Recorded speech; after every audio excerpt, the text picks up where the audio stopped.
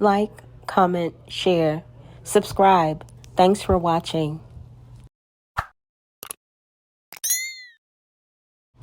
All right, y'all, I'm back with another flashback. This video features Aaron, aka True. Guys, I am working diligently day and night to get all of my content re-uploaded back onto YouTube with my commentary so that I can meet the YouTube guidelines.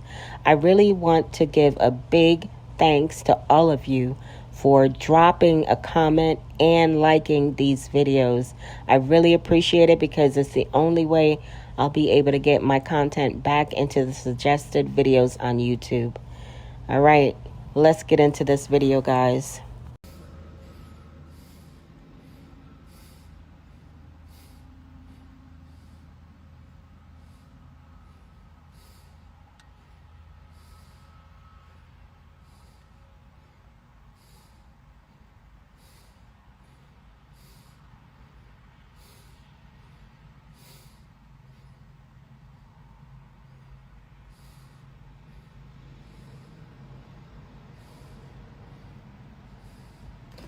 What's up, Tam? What up, Sky? What up, Linda? What's up, Neek?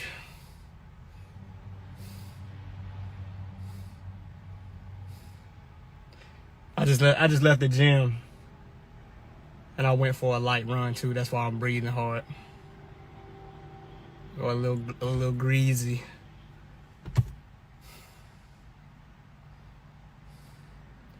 What's up, Jayla?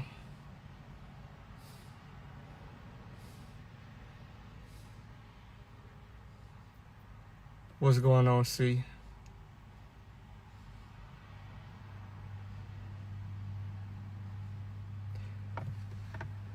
One of the most beautiful things about life is that no matter what happened in your past, it only takes a decision for you to change and be something that could be a complete 180 from who you used to be. You could smoke cigarettes for 30 years and identify yourself as a smoker. But those 30 years are no match for one decision. One decision can erase that 30-year habit, and you could become something and someone nobody ever thought you could be. I definitely agree with that because I smoked cigarettes for, I want to say it was like 20 years. And one day I just decided that I was over it. I was done. And I quit smoking. You could be fat up until you're 40. You could be overweight your whole childhood, your teens, your 20s, your 30s. You could be overweight and out of shape. And it could take, all it takes is one decision, and you could transform yourself just like that. So stop using what has always happened as an indication of what could happen. Because the only reason the same thing keeps happening in your life is because you keep doing the same things. If you change, everything in your life will change, and all it takes is a decision to no longer identify yourself with the things you used to do. Me, I put myself back in the ranks with humanity for a number of years. I had falsely uplifted myself as if I was better than humanity or above humanity in a plane of existence that other people had not reached. The truth. Yes, I remember that. I remember when he was in his character of True. Honestly, y'all, I did not like True, but I like Aaron. Truth of the matter is I'm on the same plane as everybody else. And the only person I need to be taking a microscope and magnifying flaws is myself. I've been taking a look at the person I was identifying with for the last 4 years, and I don't like that person. It ain't about nobody else. It's about I didn't like me no more. I didn't like who I was becoming. I wasn't screaming at nobody in the phone. I was screaming at myself. I didn't have an issue with nobody making videos. I didn't have an issue with nobody calling the police. I didn't have an issue with nobody leaving comments. I had an issue with myself. I didn't like the person I was becoming. And when you get to that point, when you can't stand your own self, that's when you know you've truly arrived.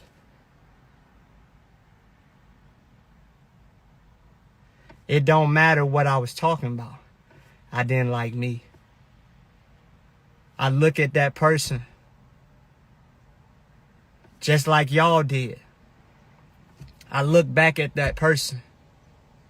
I look at myself and say, I don't like that person either. So it's not hard to comprehend why people didn't like the character or the identity I had previously assumed, because I don't like that character. I don't like that identity. The good thing about life is that you can change at any moment. All it takes is a decision. I don't like screaming in the phone. I don't like cursing people out. Ain't nothing wrong with black women. Black women ain't my enemy. Women do have their own mind. Women are not inferior to me.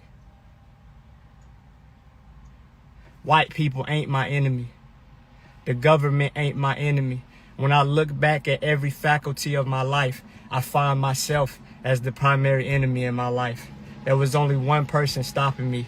There was only one person getting on my nerves. There was only one person I hated. There was only one person standing in my way, and that was me. I don't have no enemy. I don't have nothing or no one against me.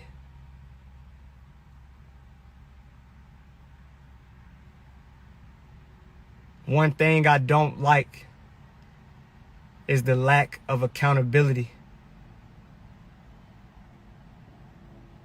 I don't have time to be pointing the finger at somebody else or another group of people saying that they're the problem, saying something's wrong with them, something's wrong with you. I took a step back and I adjusted my lens and I look at everything that's wrong with me. Because I only have one person I gotta fix, me. There's only one person that needs to be the change in the world, that's me. There's only one person that needs to do the right thing, that's me. I'm not about to excuse myself and focus on you and what you're doing and focus on white people and what they're doing. The truth of the matter is there's only one people. The truth of the matter is ain't nobody stopping black people but black people and their own poverty mindset that they choose to invest in. I watched the interview with a dude who was a gang member in California, and he said himself that it wasn't the lack of opportunities that was the issue in his environment. It was his own inability to capitalize off of the opportunities that was in front of him, but instead chose to be stupid and do things that put himself in prison on drugs.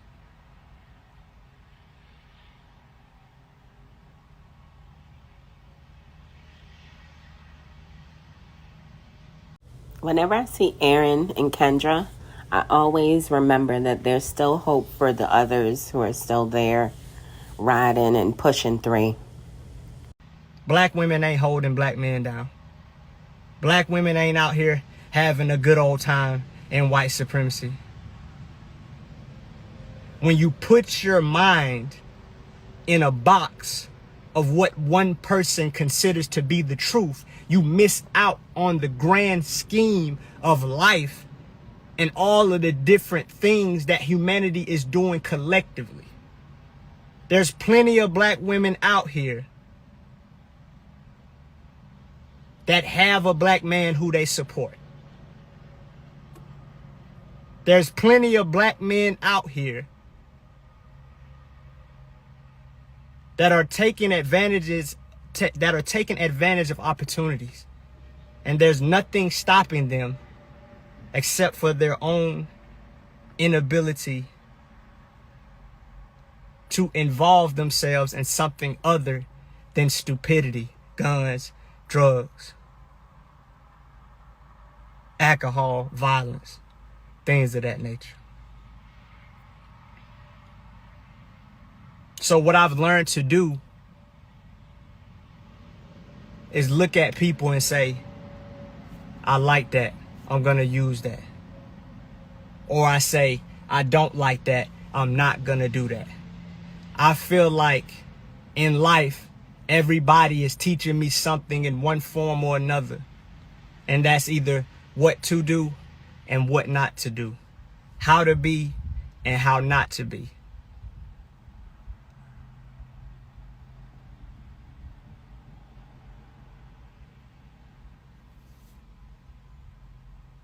If I'm in an environment and I see something, that means I gotta do it.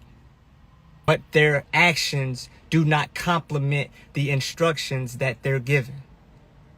I seen that in the military. I was in the Army for 8 years. One of the things that I said is I would look at a leader and say, I'll never be like that.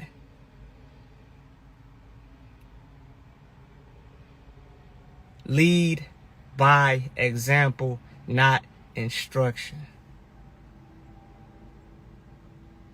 The do as I say, not as I do leader is bound to fail. People are not inspired by what you say, they're inspired by what you do. The greatest leader is the leaders whose actions complement his statements, his or her statements. And over this past week, the past couple of weeks, I've been dismantling a cage that I found myself locked in, relying upon somebody else's interpretation of reality, only to come to the realization that this person's interpretation of reality is stemming from their childhood. Why am I taking relationship advice from somebody who has no successful relationship to show? Why am I taking parenting advice from somebody who doesn't even have their children? Why am I taking family?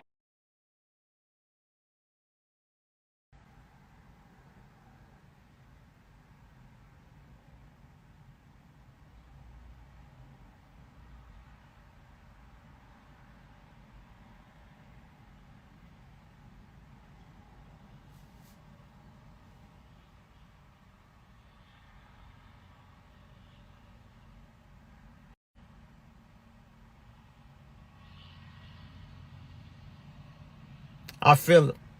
Oh shit. Need to swallow spit. I feel like I got close to the worst person I ever met in my life. Now, y'all know who he's talking about. He talking about Eligio Bishop, aka Nature Boy, aka Three God. Only to show me why you never want to be like that.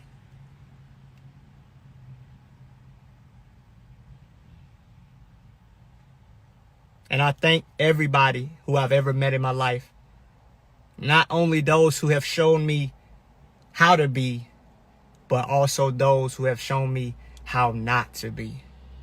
Thank you for showing me how not to treat people. Thank you for showing me the leader not to be. Thank you for showing me how to not treat women. Thank you for showing me how not to view the world.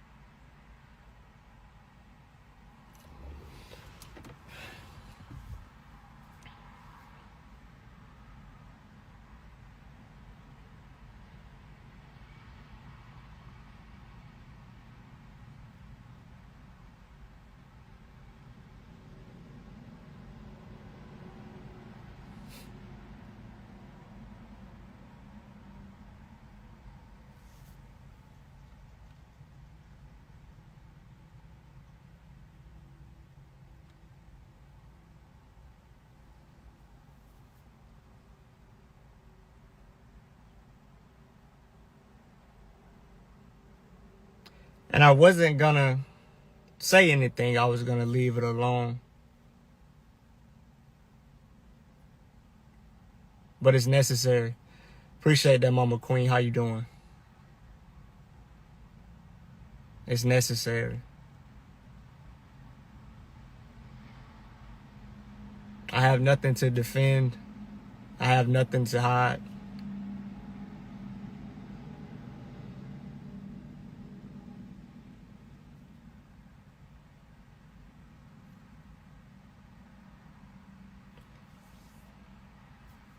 Yeah, exactly, smart.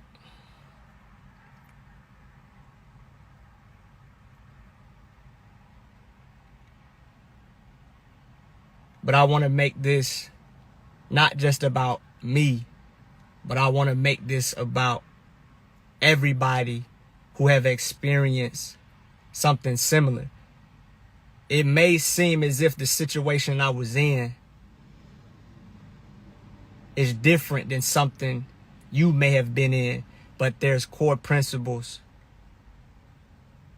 that apply to everybody's life in some manner. What's going on, Queen? I think that's Queen is son.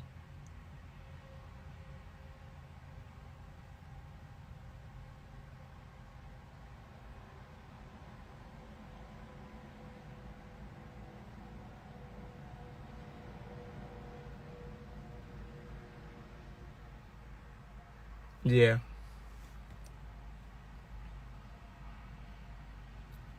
I allowed, what I thought people was going to say about me in and out of the cult, but I don't care no more. I'm going to say what I need to say as much as I need to say it for me.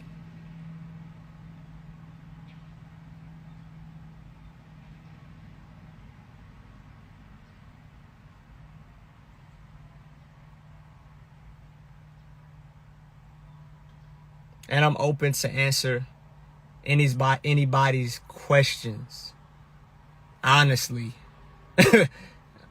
because I've lied for so long. And I would be helping you while you're simultaneously helping me with potential questions that I may not have considered. Because even though I've been gone since the end of September, there's things I want to share this with y'all. I've seen certain videos that I forgot happened.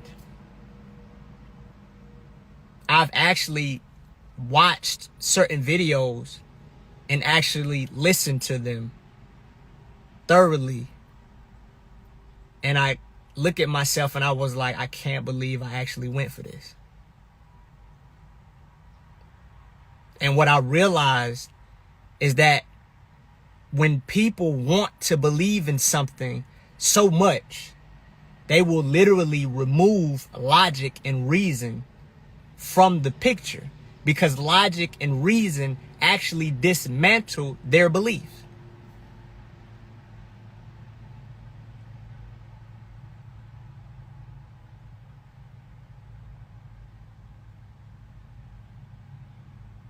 And I looked at myself and I was like, how did you not see this? And for y'all who weren't so close and involved in the cult atmosphere, I'm finally seeing what y'all have seen this whole time. I've went back and listened to Kayla's and Jayon's videos, and I'm like, you're not saying anything. I've went back and watched some of my own videos, and I'm like, we're not saying anything. We're not even connected to what we're saying. We're just repeating the same generalized statements over and over again, as if we're trying to remember a script, rather than speaking something that is actually coming from an honest space.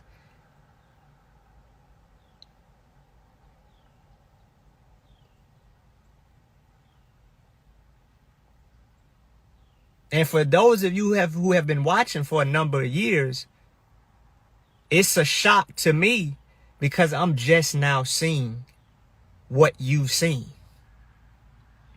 And I don't know if y'all can put yourself in that position. And I know it may be something that you may not be able to fully understand because you weren't directly involved. But it is a very strange experience for me to actually listen for the first time, rather than trying to remember and recite. I've been remembering and reciting for more than 4 years. And for the first time, I'm finally listening. And I realize we wasn't saying anything. And I'm no longer cursing. I'm no longer using profanity, because I want to broaden my audience. I don't want people to be,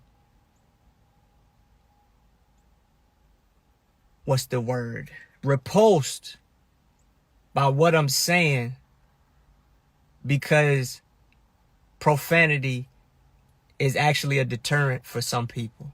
And I feel like the example I want to set, not only for my son, but for those who may be watching me, because contrary to popular belief, everybody's somebody. Yeah, you sitting right here on this other side of this phone, you are somebody. I don't care if your mama never told you. I don't care if your daddy never told you. You right now where you sit have a story that could change the world. You have the potential to change the world.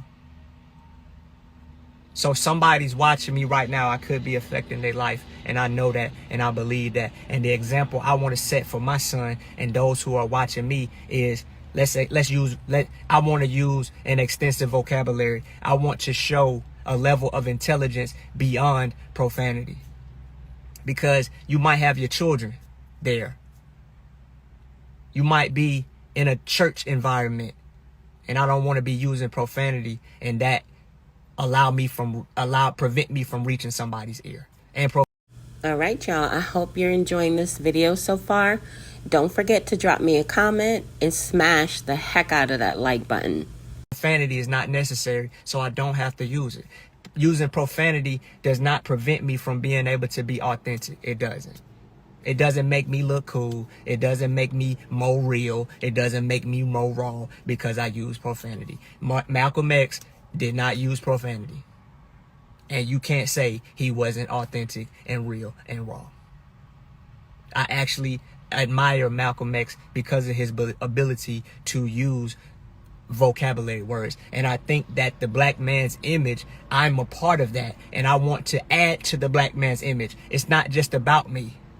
I want to add to the black man's image. And the least I can do is add some vocabulary words to change people's narrative of who we are. Because people do make assessments of your intellect based upon the words you choose. Because when somebody opens their mouth, it's a gateway to their mind.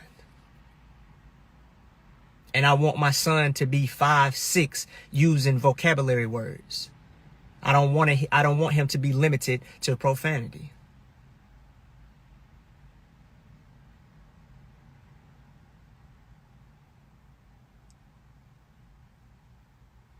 But for those of you who are listening, for those of you who understand that I want to let y'all know, first of all, it's my duty and my obligation to let y'all know what was going on in that environment. We was not acting. There is no actors.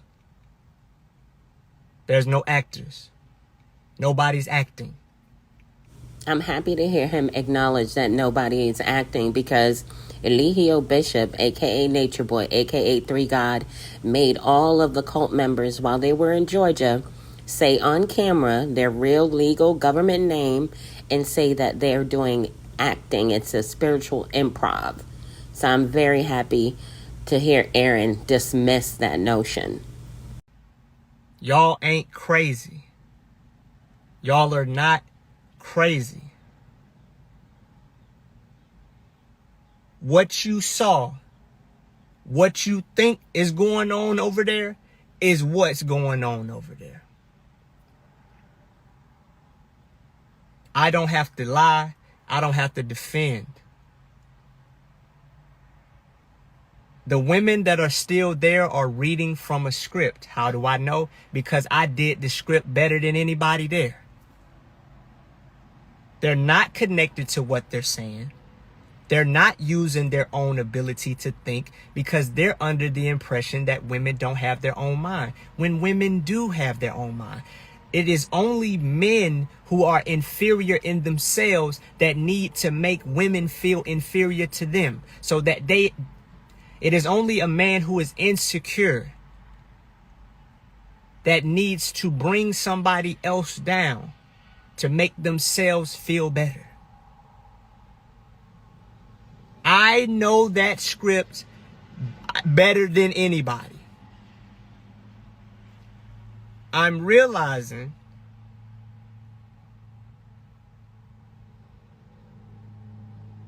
that everything we said as far as this world being hell is because that's where we were. The reason I told y'all that y'all was in hell is because that's where I was.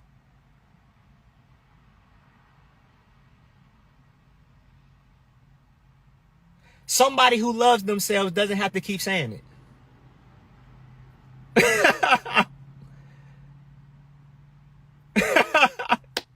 That was my thing. We were trying to convince, who were we trying to convince? Y'all or ourselves that we loved ourselves? Somebody who's healthy doesn't have to tell you they're healthy, because you can see it in everything they do. Somebody who's happy doesn't have to tell you they're happy. It's in everything that they do.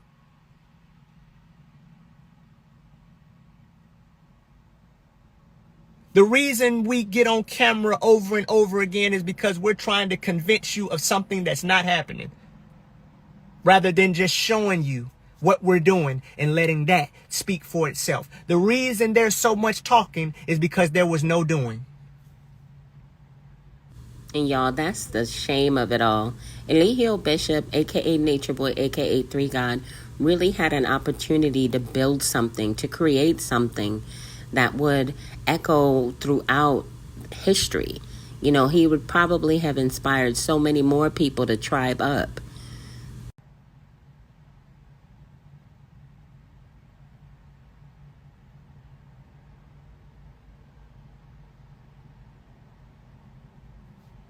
How do I know? I was there.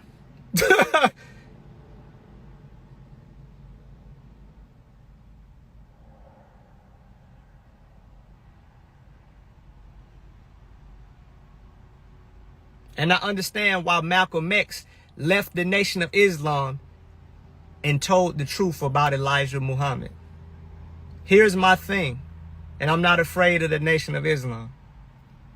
Malcolm X, even under the threat of absolute death, was willing to tell the truth about Elijah Muhammad. Why would he do that?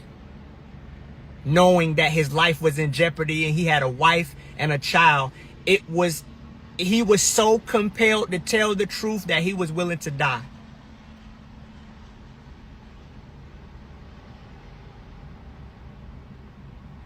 And when it comes to the Nation of Islam, for them to be so against the white man and to speak about the upliftment of black man, why did you kill Malcolm X? Seems to me you have taken the same behavior traits of the oppressor you spoke out against, and that was the same thing we was doing. We was talking about white supremacy, yet we were beating and abusing our own people. So I'm trying to understand, is white supremacy a problem, or do we just want to beat our own people? Do we want to kill our own people? As long as nobody else is killing us, it's okay. As long as nobody else is beating us, it's okay. How are we any better than the white man because by displaying his characteristics? How are we going to say, don't go out here and work for the government, but demand your donations?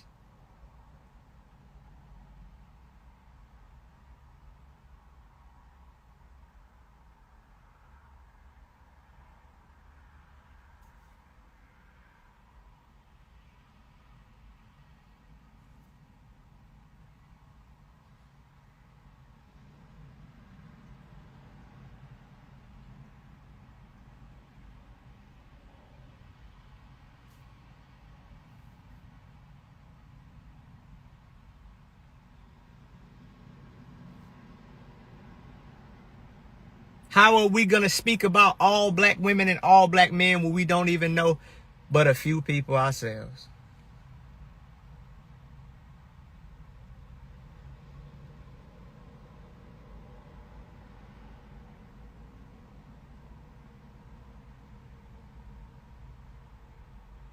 How are we going to say that we come from where you come from when not everybody grew up in the projects?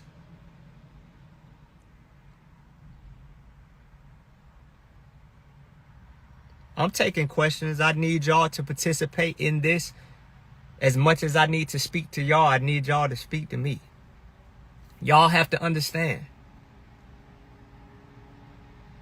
I defended a lie for 4 years with everything that I had, because that's the type of person that I am. I don't have a 40% bar.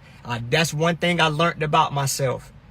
They say that your greatest strength can also be your greatest weakness, also referred to as the Achilles heel. I don't have a 20%. I don't have a 30%. I don't have a 40, 50, 60. I only have a 0. I'm not going to touch it. I'm not going to mess with it. Or I have 100. I'm going to die. That's just how I am. I have a 0 to 100 mentality. If I'm going to do something, I'm going to put everything I got into it. But that can be dangerous if I place myself in the wrong atmosphere, supporting the wrong organization. I go so hard that it's hard for me to come out. So y'all have to understand that I'm literally going against the momentum of something that I gave 110% to. And I appreciate everybody, those who mock it, those who participate in whatever form you participate in. I appreciate it.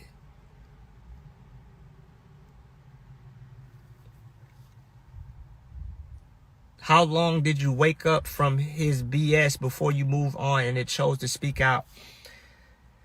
I will say that the turning point, because everybody in the group has doubts. Everybody in the group questions the things that we were told. But people would tuck them away.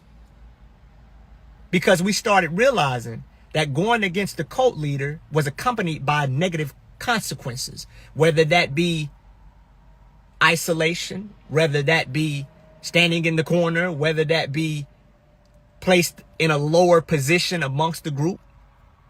So you learn to tuck away those opposing thoughts, and you begin to just become cooperative to maintain your stance amongst the group.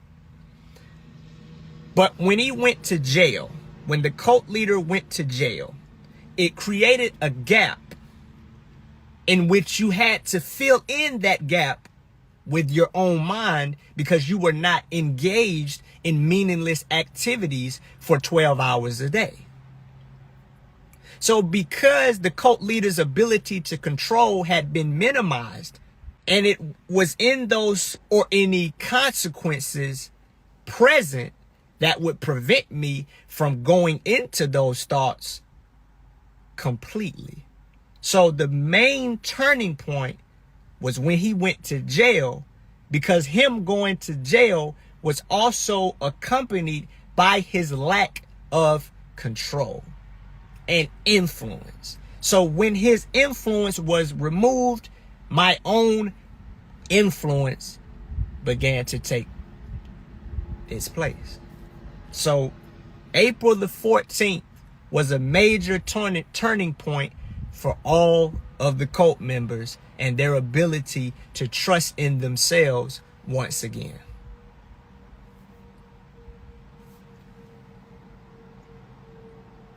And if I don't get to y'all questions, you can come up and we can speak directly, because I don't have anything to hide. I don't have anything to defend anymore. And I know that this is not going to be a one-time event, but it's going to be an ongoing process. And I appreciate y'all for being a part of this, you know.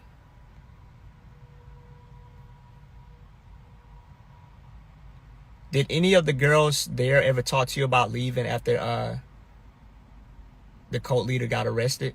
No, because they knew that I would report them, because, you know, I was considered at one time the top soldier. So they knew that if they expressed any notion of wanting to leave to me, that I was going to immediately report that and request that they be sent home. So they would not, absolutely not, express anything of that nature to me in the position that I held at the time. But those women, every woman there, especially Tanisha has even ran away multiple times. Every woman there has left, or matter of fact, every woman there has left. Now that I think about it, every woman there has left. Well, appreciate a good question, Robin. What made it different? And I'll get to something else I wanted to say later, but I want to make sure I address y'all's questions. What made it different this time is the degree of the length that he was in jail. When he was in Nicaragua, we was in a foreign country, so it wasn't so easy for us to just up and leave. Because when you're in a foreign country and nobody around you looks like you, you tend to latch on to those people who do look like you, and those people who you are familiar with that much more. So him going to jail in Nicaragua actually brought us closer, because, I mean, it's Nicaragua and we're African American, and it's a primary Spanish speaking country. So you're going to come closer to those who you can relate to under those circumstances. And he was only locked up for 3 weeks. That wasn't nothing. When we was in Hawaii, that was only 5 days. That wasn't nothing. But this time, we're creating windows, months in length, weeks and weeks upon weeks upon weeks upon months.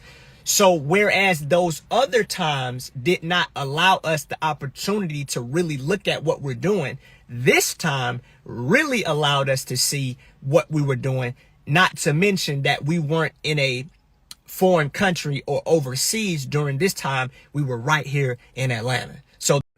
You know, hearing him say that, it makes me wonder if that time and space was not created, would they have left?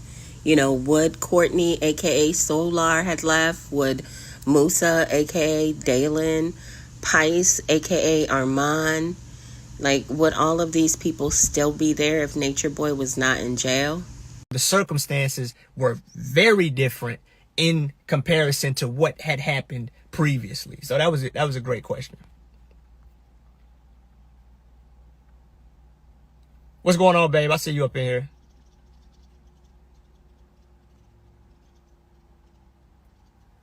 Okay. I see you. Smart. You asked some good questions. I want to make sure that everybody else gets. I want to acknowledge different people's questions. So if I skip you, it's not on purpose. I just want to give other people opportunities to be addressed. But I see your question as well. Why do you think Malia and them are still there?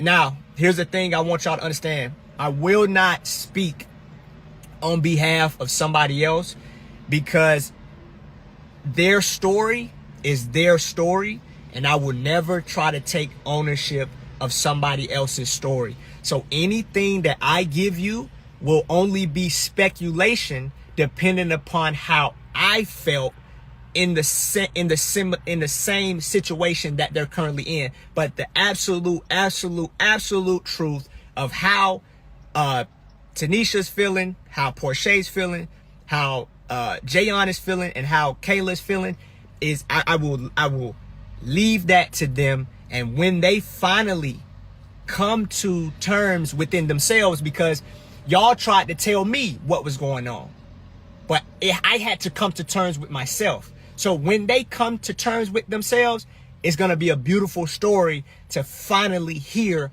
how they actually felt, even though we can speculate and come to some type of understanding of how they would felt just using human empathy. I want to respect their story and leave the absolute truth of how they feel and how they felt to them when they finally take the platform and release that negative experience that is unique to them.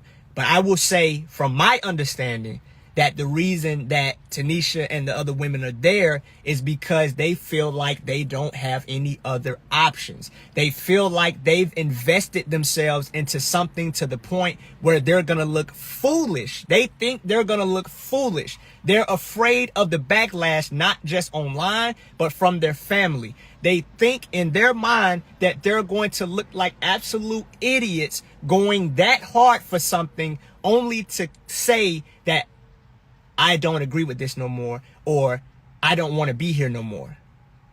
There's certain mantras in their head that have been recited over and over again that they have yet to move past.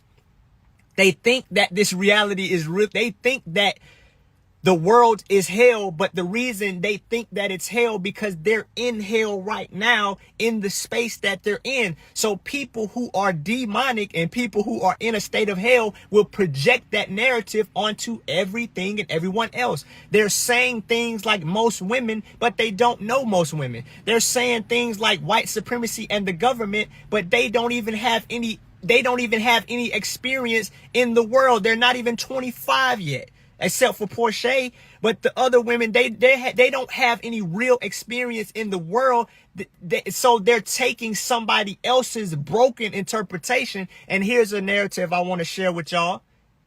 I feel like the cult leader's resentment towards white supremacy and the white man stems from his sexual abuse that he received from a white man as a child.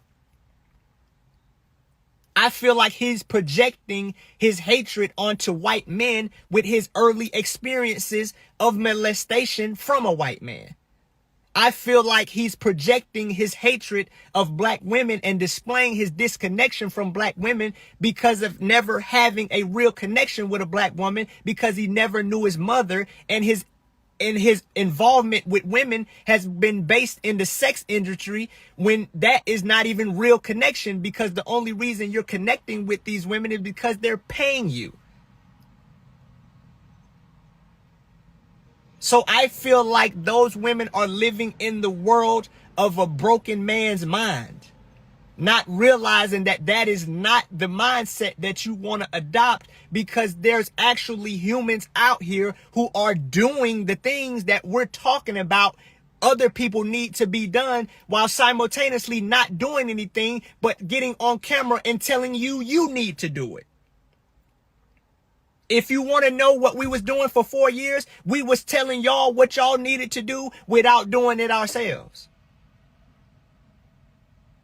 But when you come outside of that box, you realize there's people out here planting trees. There's people out here building villages. There's black couples all on the internet kissing each other, hugging each other, loving each other. There's plenty of white people that ain't on that black and white time. So while we're sitting up here telling the world what it needs to do from our little bitty limited perspective, there's actually people doing the real work, the work.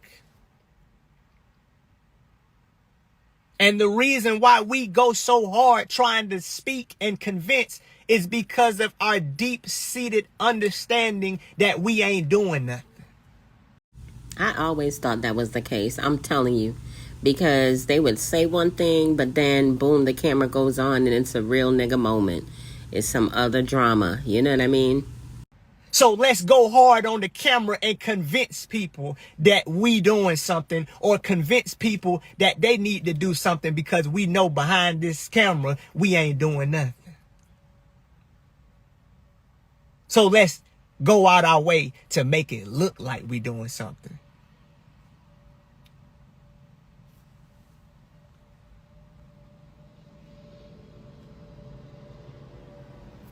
And I'm sorry if I missed y'all comments, because these are the revelations I've came to.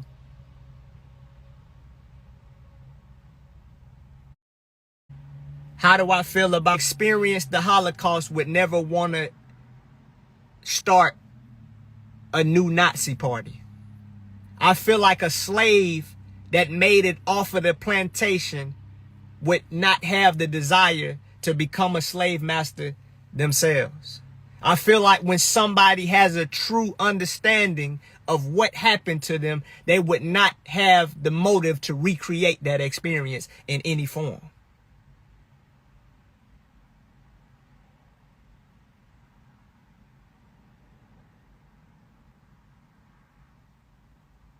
That's just how I feel.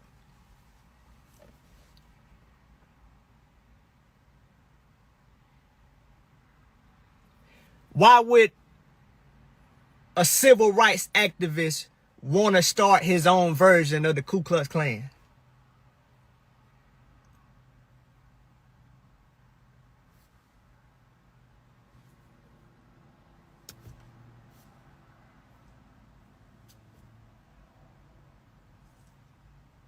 I can't speak on nobody's motive. Each and every, only you know the real inner workings and catacombs of your heart. I can't speak on what your heart is. So I don't know what their motive is. But I'm just going to say, for me, I don't have no desire to recreate an experience that I no longer want to be a part of. And it's not, and my thing is, I'm not about to sit up here and judge them. Let them folks heal how they gotta heal. I know what everybody that was in that cult went through, so I can't judge you. I just know that that cult leader he don't need to be around nobody as a safety feature. You know how your car have safety features? How things that are dangerous have safety features? He don't need to be around people because he doesn't have any experiences on how to properly connect with people, because his whole life has been disconnected. You can't expect somebody who has never been shown a real connection to know how to display that to somebody else, and I'm not mad at him for that. I just can't be around you. And the narcissistic personality disorder starts to creep in when they think that it's about them. You are you are a danger to people. So I can't be around you. And I recommend that you don't be around people. I don't want you to die. I don't want nothing bad to happen to the cult leader. I just don't want him to be in a space where he can continue to hurt people and harm people because he's not aware. You have to understand. You have to understand you don't need to be around people, man. That's it.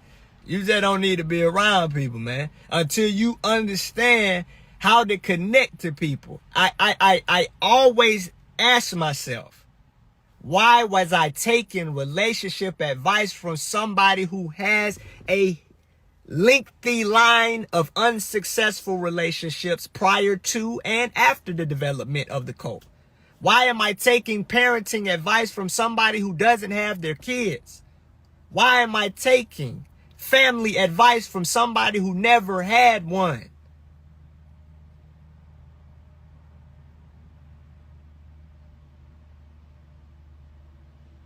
I should have been more thorough in my investigation, and I came to this conclusion. The reason I want to pinpoint me.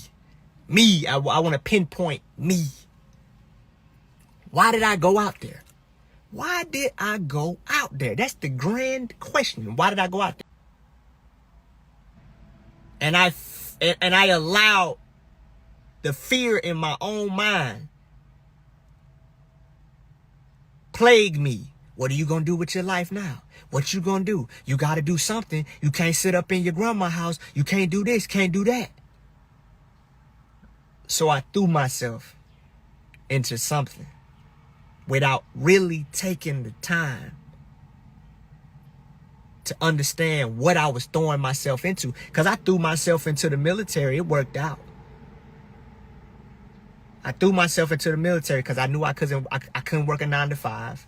And I had dropped out of college. So I threw myself into the military. I figured it out. So I threw myself into something that I thought was the right thing to do without investigating the person that I was getting involved with. So it was a bad relationship decision on my part. But it's also my duty and obligation to prevent other people from getting involved, not just with this person, but people who display these behaviors. Don't let nobody talk to you any kind of way. Don't let nobody do you any kind of way. Don't let nobody treat you any kind of way, because you got to understand,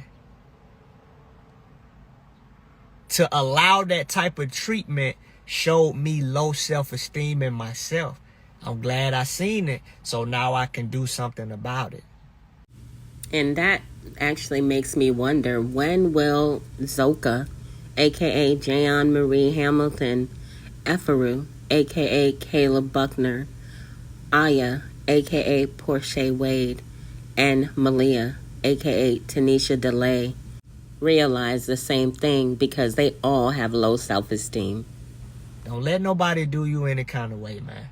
I don't care if you ain't graduated school. I don't care if you got 3-4 kids. I don't care if you drive a Honda Accord. I don't care. Don't let nobody do you any kind of way, man. Because when you see a baby, you don't think, do that baby need to prove something to you? Does that baby need to prove that it's deserving of love? Or is it a natural compulsion from a healthy human being to give that baby love? You are that same baby. Your worthiness did not decrease because you got taller, and because your arms got longer, and because you got facial hair and your voice changed. The moment you got here, the moment you see a little baby, first thing you want to do is give that baby love if you're a healthy human being. And that worthiness, don't let the world put a finger in your face and say you're not deserving of that same love because you didn't graduate from school, because you ain't making enough money, you ain't driving the right car, you ain't got the right amount of clothes. Don't let nobody do that to you. I don't care if you got 4 baby daddies. Don't let nobody do you any kind of way. I don't care if your head nappy. I don't care if you bald head. I don't care if you fat. I don't care. I don't care if you live in a trailer. I don't care if you work at Dairy Queen. Don't let nobody treat you any kind of way, and don't let nobody convince you that you gotta earn something that you come here deserving as a human being. Every single body, Down syndrome, ADHD, autistic, I don't care what you are. Every single person deserves love just by being here.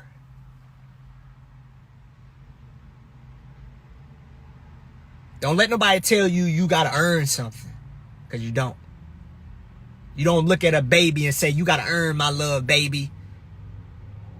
You that same baby. You just grew up. Your needs didn't change. Do you know you need the same thing a baby need right now? You think you don't need a hug? You don't think you need affection? You don't think you need attention? Don't let somebody who had bad relationships in their childhood convince you that relationships is bad. Don't let somebody who was punished for showing their feelings make you feel like showing your feelings is a weakness.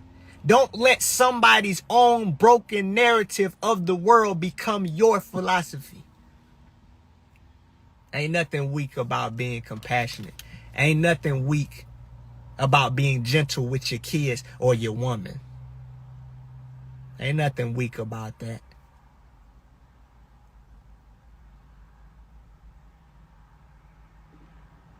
Ain't nothing alpha about being a bully.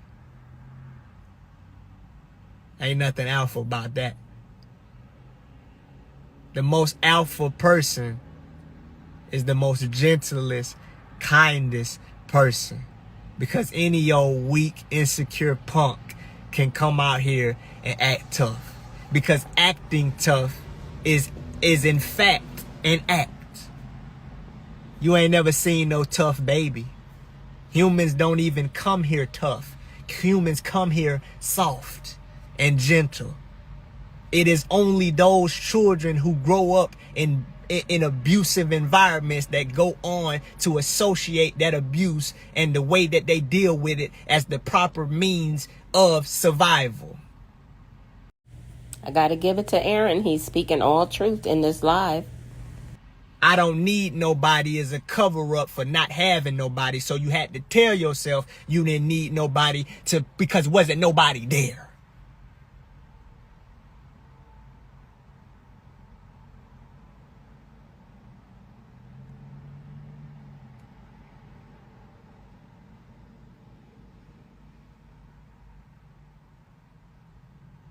Exactly, life of a Gemini.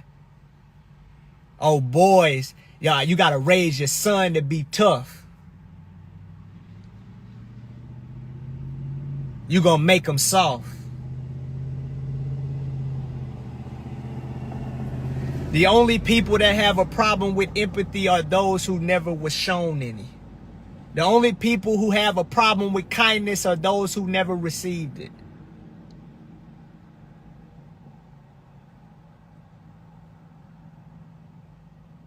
You ain't about to fool me. You ain't about to fool me.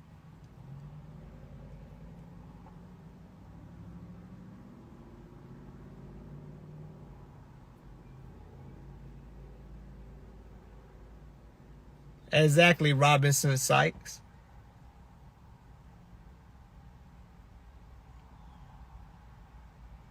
There's nothing tough about having an inability to relate to other people. That's weak. That's the weakest. The weakest of people, the most terrified people, can't connect.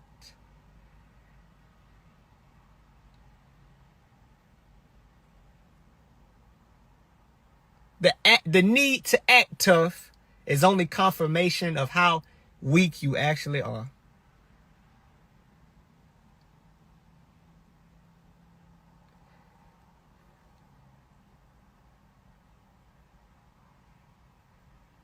And I know I probably missed a lot of questions, but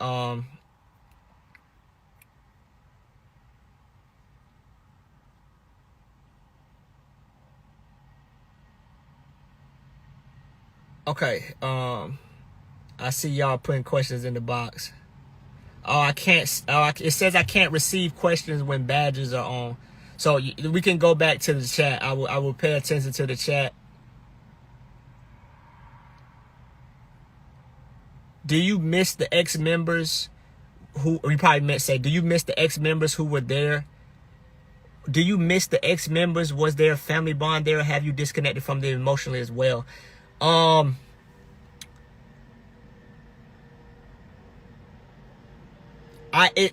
It's impossible to really say I miss anybody because I don't know who they were. Because we spent so much time faking it and trying to uphold the characters that we were assigned to play. So it is hard to say, do I miss somebody? Because none of us were actually there. Aaron wasn't there.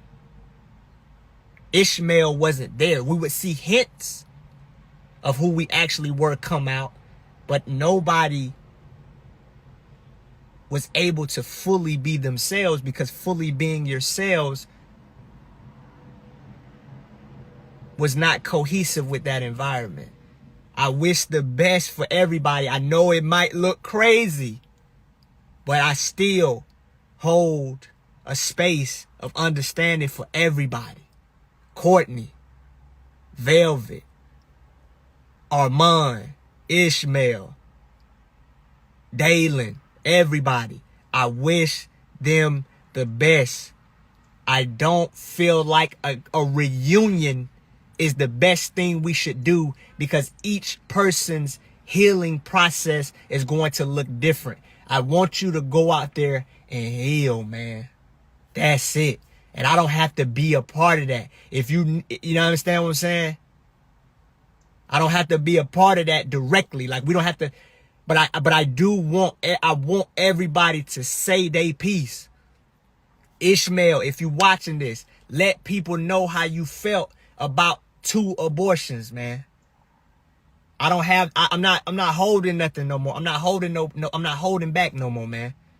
I was afraid of what people might say online. I was afraid of the backlash I might get from the cult.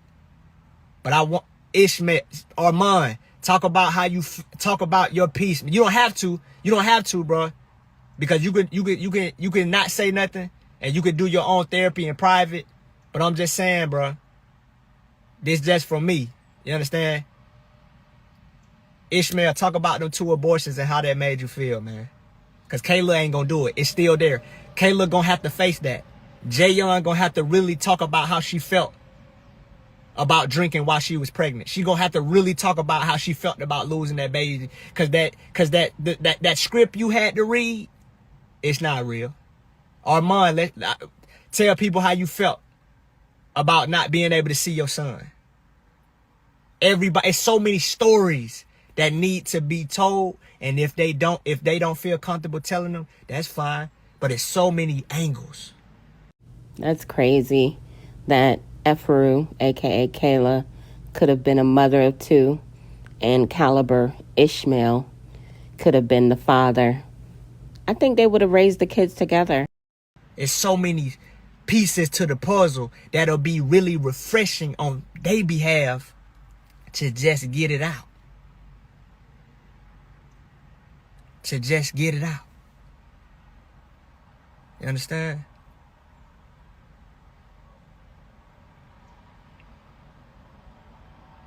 And I know we put a lot of energy into what we thought it was, and it turned out not to be that. But that ain't the first time that done happened to me in my life, and it might not be the last. Because how many of us have invested in a relationship with somebody only to find out that that person was not who they presented themselves to be? We done bought a car. We done bought a car that didn't turn out to be what we thought it was gonna be. That happens in life, y'all. I know we got online and we went hard. We yelled, we screamed, we made ourselves look stupid. We allowed ourselves to be embarrassed and humiliated. But the thing about it is, y'all, we ain't dead. We ain't dead, y'all. And the truth of the matter is, even though we was online with it, can't nobody point no finger at us, man. Because guess what? There's 28 years of my life that wasn't online. So the truth of the matter is that people is only getting a small peek of who they think I am.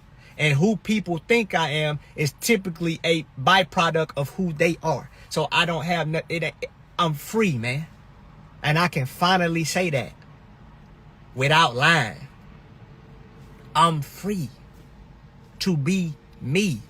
And I don't have to cuss nobody out to prove that.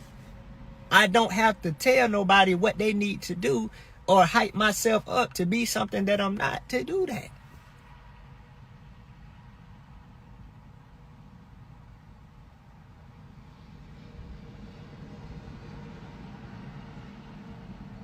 It's all good, man. In one way, shape, or form or another, everybody in this chat, everybody in the world, man. Everybody in the world has invested into something and someone, and it turned out to be that. I know y'all done bought Avon. I know some of y'all done got caught up in the pyramid scheme trying to sell them products and ain't make no money. Some of y'all done got caught up in relationships with dudes and women's, and they turned out to not be who they said they was. You understand?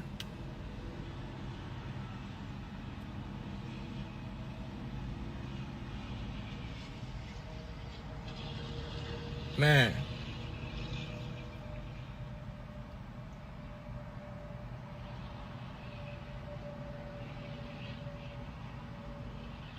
There was no carbonation, don't have no teachings.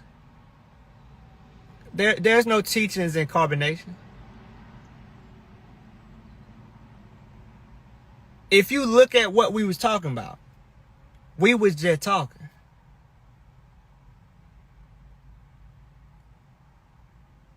We were just talking.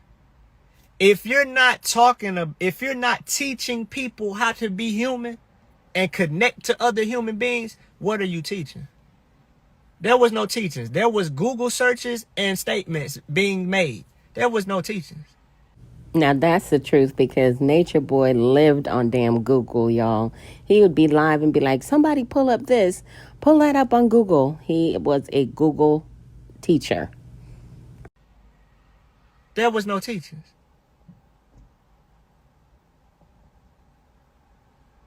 There was somebody who beat me to Google. Come to find out, a lot of the things that we were so-called teaching had already been said before by somebody else in whatever form. And if you notice, how do we have teachings when those things can be disregarded, applied, and denied at any moment? Those aren't teachings. Teachings are things that you live by and you stand on. In one moment, we're teaching that smoke doesn't belong in the body, but we're smoking Black and Milds and weed off camera and on camera.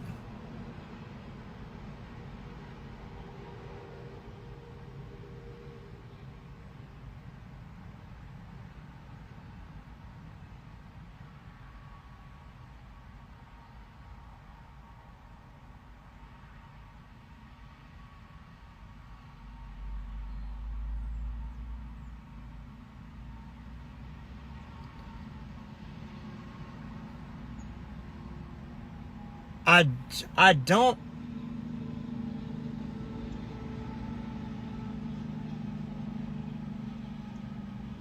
don't recall any specific moments of him being mean or aggressive to Ja, but saying things like, because here's the thing, you notice that at one point we were saying that it takes a village to raise a child.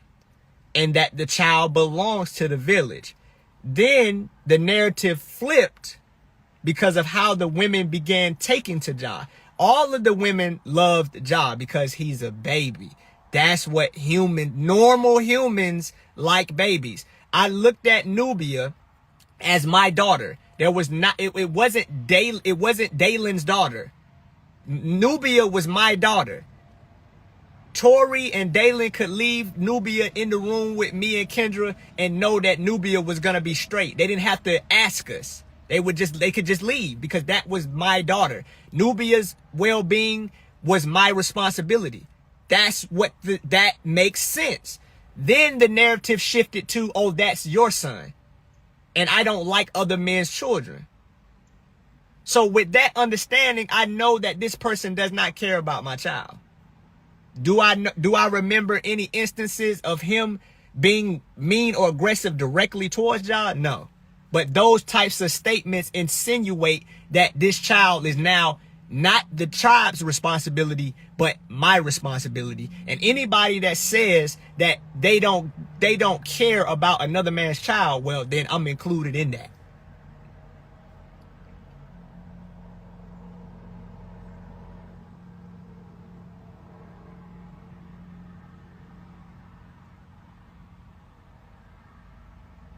That statement could have been a precursor to bad behavior towards my son. And y'all got to understand, a lot of times when the cult leader was talking, we would tune out because we're just trying to get to Solar Noon, or we trying to go to the bathroom. We ain't trying to go back and forth with this dude, because going back and forth with the cult leader is going to prolong the meeting, and we only have but a limited amount of time to ourselves. So we would just nod and agree to hopefully end the talking as quickly as possible so that we can return back to the minimal amount of time that we actually did have to ourselves. So I'm just now watching a lot of videos, and shout out to the T, because the T at one time in my mind was this outlandish black woman who hated us, when in fact she's simply somebody documenting real things that are actually happening and putting them out in a way that's in alignment with what's really going on. So I'm watching some of her content and I'm like, wow, I don't remember this. And I was there, and I'm like, I forgot about this. And That's definitely easy to understand, because if I had to listen to Eligio Bishop, aka Nature Boy, aka Three God, go on for hours about absolutely nothing, I would zone the hell out. Dead serious, I would be zoned the hell out. And if they asked me a question, I would have gotten in trouble, because I damn sure wouldn't have known the answer. it's not because you're black. It's not because you're a black man. It's not because of what you're talking about. If you was a white dude doing the things that we were doing in the cult, they would hate you too. That is a narrative that is absurd. The cult leader is so narcissistic that he thinks people hates him for him. You could be a Chinese man doing what you're doing or we're doing, people would hate you still, because people hate bad people. It's not restricted or limited to you.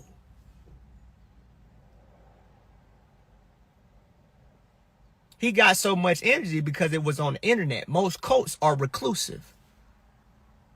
He was the only idiot bold enough to do such stupid things online in real time. And people were almost in disbelief that not only would somebody do and say these things, but record them in real time.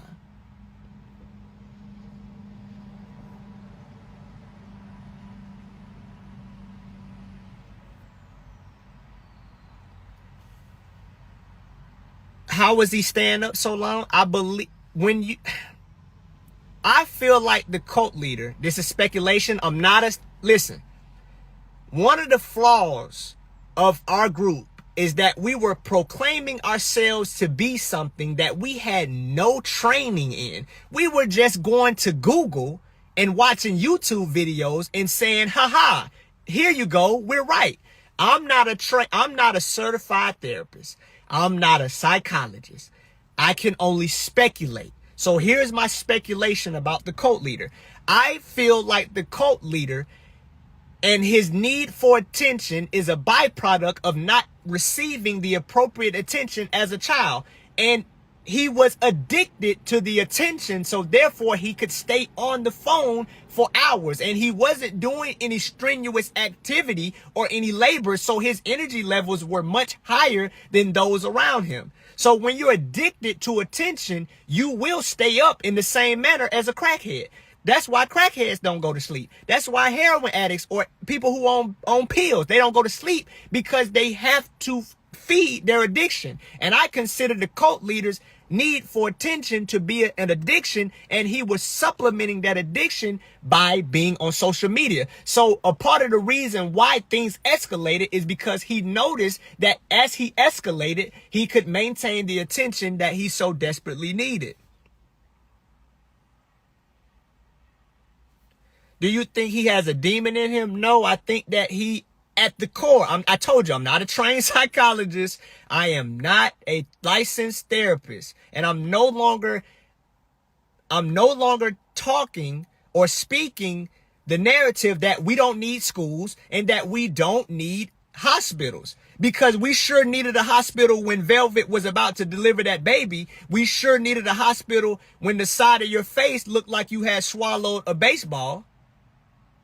We picked and choose how we wanted to use the system or be in the system while simultaneously demoting the system. A school is nothing more than an environment in which people go and acquire skills that have been gained by those before them. There's nothing wrong with that. There's nothing wrong with a hospital. Of course, animals don't have a hospital because animals don't display the same level of empathy as humans do. If I see somebody fall, I'm going to feel that. But a gazelle will run and run and run and will not come back to see if if other gazelles made it. So we have hospitals as a display of empathy that humans have that separates us from animals. We can't keep looking at dogs and cats and saying that that is the method in which we should base ourselves on. Because dogs and cats clearly have different levels of understanding than we do. Even when we try to make it seem like, oh, gorillas. We are not the same as gorillas. We're not. Humans display the highest level of empathy out of any creature on the planet. So a hospital is designed for human beings who need help. A gazelle is not going to turn around to see if the other gazelles need help. They're not.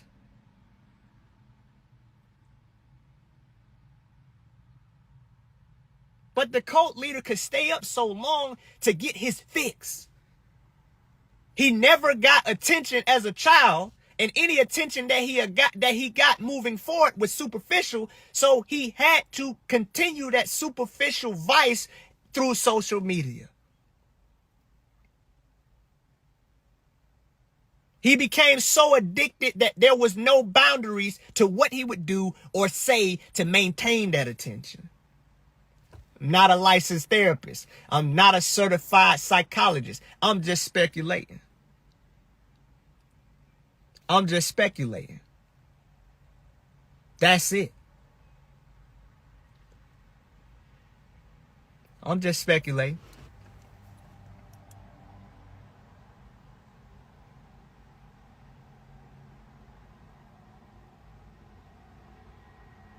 Exactly, Anthony.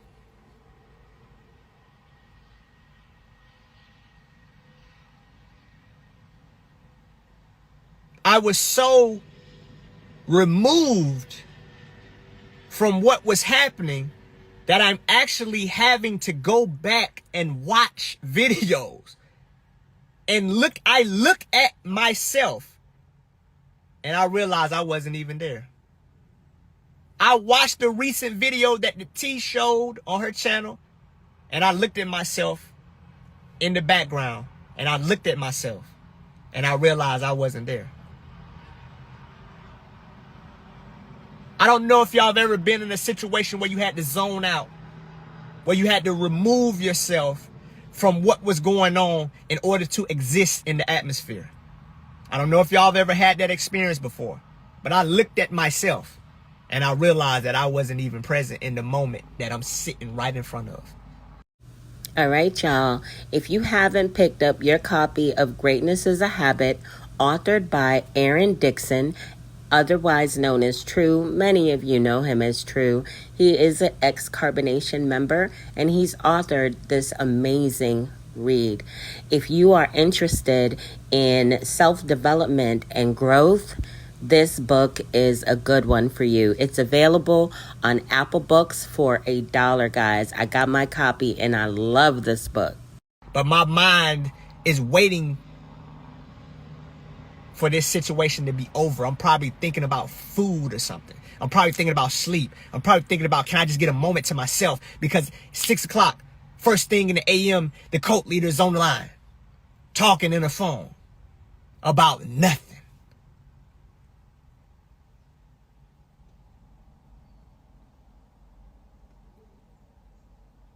Even in jail, wants to know how many people in the room. You sick. Something's wrong with your mind. If you want to know how many people in the room and you in jail, who cares how many people is in the room? You got bigger fish to fry.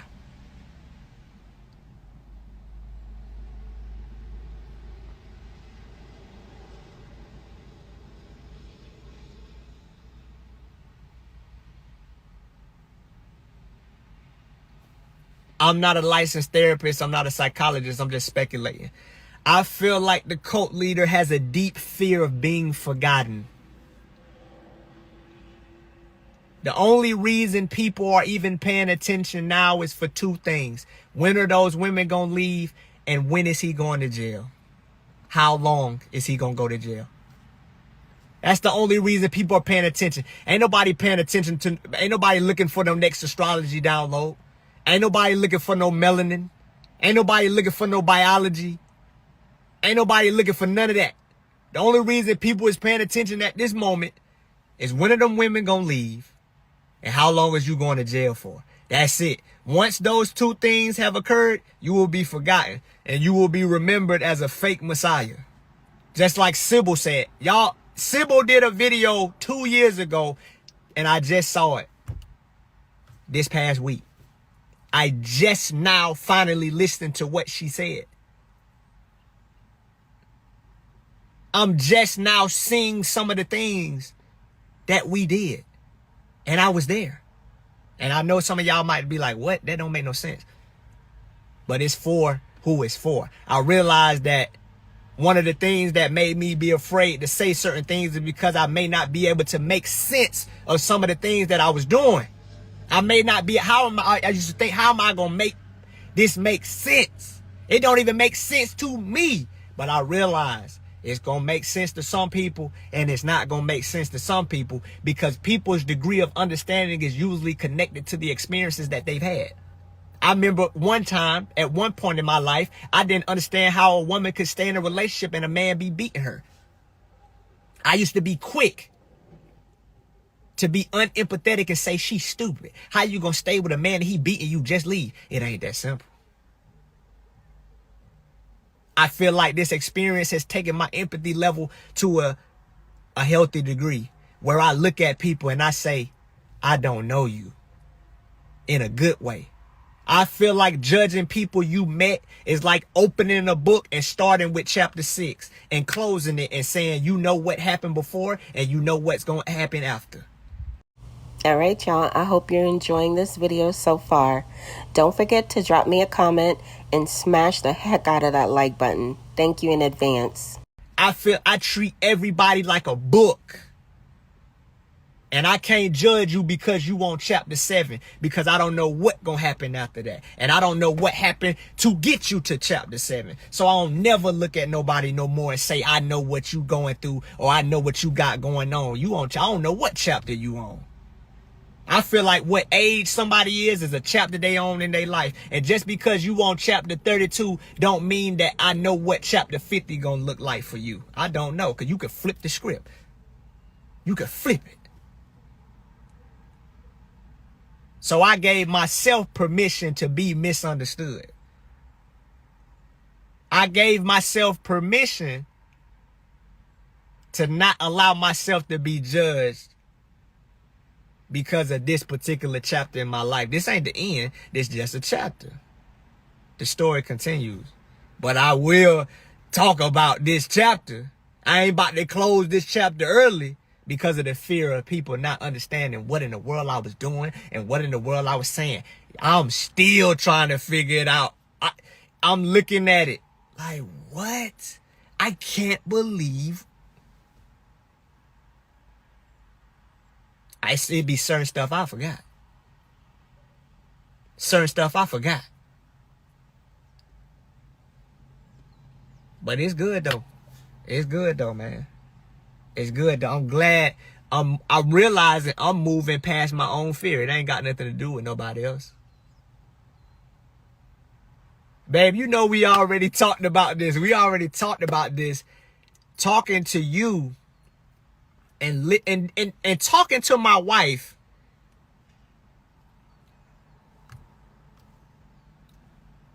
To say women don't have their own mind is ridiculous. To act like women's role is to just be in the kitchen. Don't get me wrong. There are times where women are more suitable for certain things and men are more suitable in certain things. I'd rather pick up the heavy stuff. I'd rather do that. But I would not limit my wife because, oh, you're a woman, so you can't do these things. Man, when my wife talk, it'd be a back and forth. And I realized this is another reason why I understand that the cult leader is insecure. Because when I talk to my wife, her intelligence is parallel with mine. But I don't feel bothered by that. And I realized the only reason I would feel bothered by that is if I was insecure. A lot of the cult leaders' behaviors are deep-rooted insecure.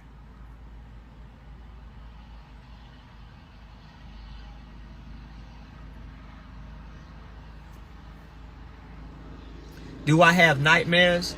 I haven't had no nightmares. That's a good question. I haven't had no nightmares.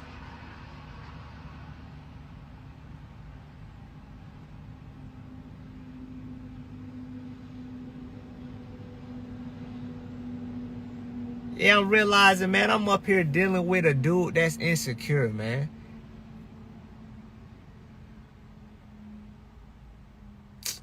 I'm like, man. And here's the thing that just is because I don't use profanity no more. Here's the thing that's kind of, I'll say, disturbing.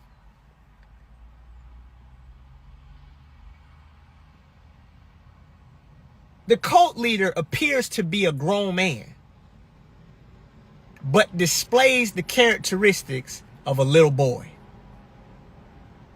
And looking back at it from this angle that I'm at, I'm like, wow, you never really know somebody's mental state and their development just by looking at them.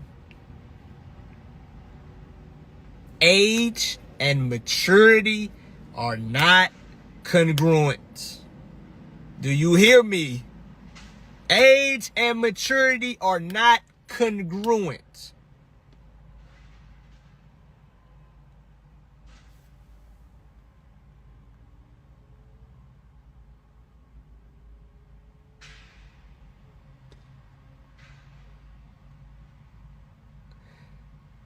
Okay, I had to scroll back up because I seen the questions coming through, but I just wanted to get that point out. What did I bet you probably meant to say you. What did you miss most while locked up in the cult? Let me tell you. Oh, very good question, Gwendolyn. I want to tell y'all my experiences. Oh, you said what? Oh, I'm sorry. I misinterpreted that. You said, what did I, are you asking what did I miss most while, what did I miss most? Oh, the ability to maneuver when I wanted to maneuver. The simple things. The military, as disciplined as the military requires you to be, they gave us time off. In the cult, there is no time off. In the military, you get 30 days a year. And you can take them 30 days all at once if you want. You get 2.5 days a month. And when I say 2.5 days, I'm talking about accrued leave. Every month, you get 2.5 days of leave time. And leave time is basically vacation. You could take 5 days. You could take 3 days. You could take 20 days. You could take the whole 30 if you want to. And you could build it up if you want to. And pretty much everybody gets the weekend off. So the military understands the balance between work and play, on and off. The cult leader, because of his poor leadership, did not afford the proper recalibration time. You can't just work a person and have a person stimulated to that degree without them declining. But that was the goal of the cult leader. And Lehio Bishop, a.k.a. Nature Boy, a.k.a. 3 God, had to monopolize all of the time allotted for the people around him. Because if he didn't, they might start thinking for themselves. They might start thinking, what am I doing? So he couldn't allow that. We were trying to say, and I watched the videos in Tanisha, and y'all, I'm just now seeing how skinny Tanisha was in Puerto Rico. And we're saying that she has an inability to face her demons. But the truth of the matter is that if Tanisha declined when she got there, isn't it something wrong with the environment and the person she's engaging with rather than her? Because she didn't have these issues prior to coming. Tanisha was sick. Because she was getting no time to herself. And time to yourself in the cult, because the cult leader likely has abandonment issues, time to yourself in his mind meant something negative. It was an indication to him that you may be second guessing what you're doing. But have y'all ever been in a relationship with somebody that made you feel bad for wanting time to yourself, and they became insecure thinking that you must be talking to somebody else? But the truth of the matter is you just wanted to watch a movie by yourself. Everybody, I don't care how much you love somebody, you need time and space to yourself. But in the cult, that was not allowed.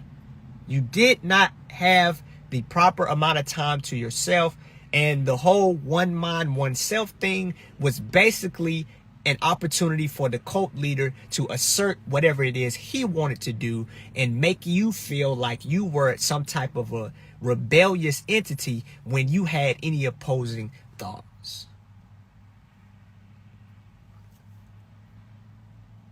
But yeah, being able to maneuver, and I got that back when the cult leader went to jail. When the cult leader went to jail, I found myself eating an absurd amount of food. I never seen myself eat that much food to the point where I felt like something was wrong with me. I was eating so much food. And I realized that my body was trying to pull in the amount of energy. We didn't realize we were sleep deprived, y'all. We didn't realize we was nutrient deficient. We didn't realize that, y'all. We didn't understand that. But that's one thing I noticed when the cult leader went to jail, is how much I was eating. I was eating a lot. And I look back at my videos and I'm like, why is my face so skinny? I had never been I ain't never been a big dude, but I ain't never been a frail dude. I've always been able to do push-ups, pull-ups, run in the military, sit-ups. I was in the military for 8 years. I ain't never been no frail dude. And now I'm looking at my body like, oh yeah, because I was so small, I look big to myself now. And I'm like, yeah, this is how I usually look. I'm like, why is my face sunk in?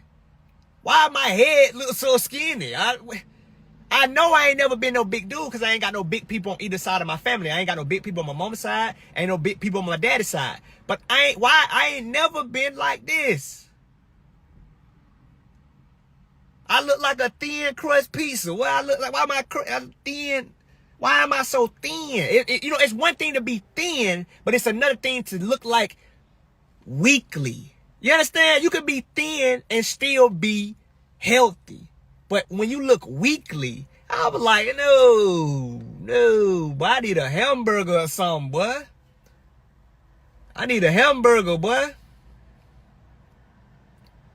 Boy, I need a hamburger or something, boy. Boy, I need a double cheeseburger or something, boy. For real, my body was like calories now. My mans. No, man. No, man. I'm out here looking like a sideways Pringle, man. What? Come on, man. No.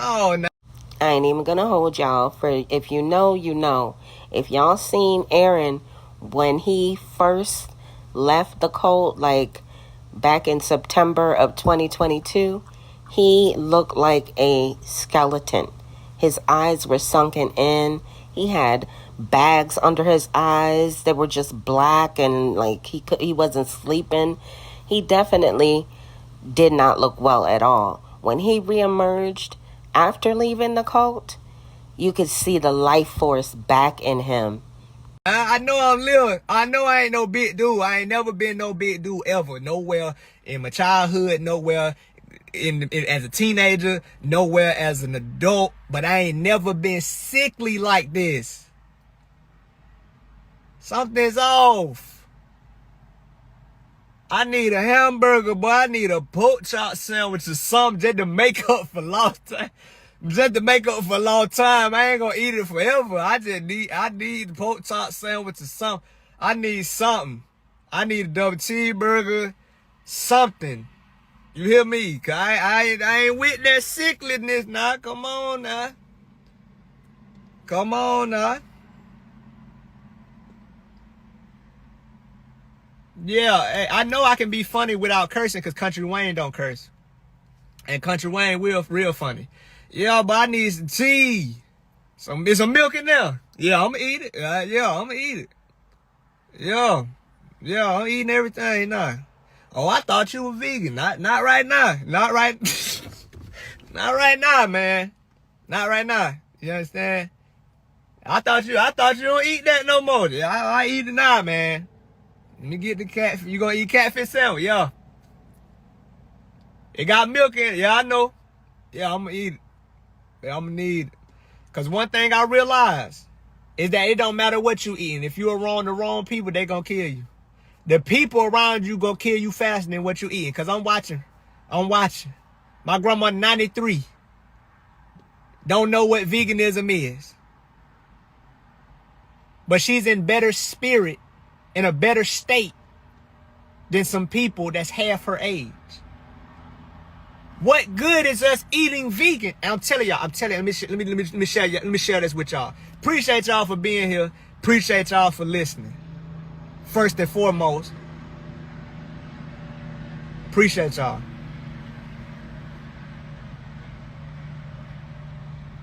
It don't matter if you in a place that people pay $3,000 a week to stay in. You can be in the tropics. You can be in an abundance of sunlight. You can be in all of this stuff. But if you're around the wrong people, they gonna kill you.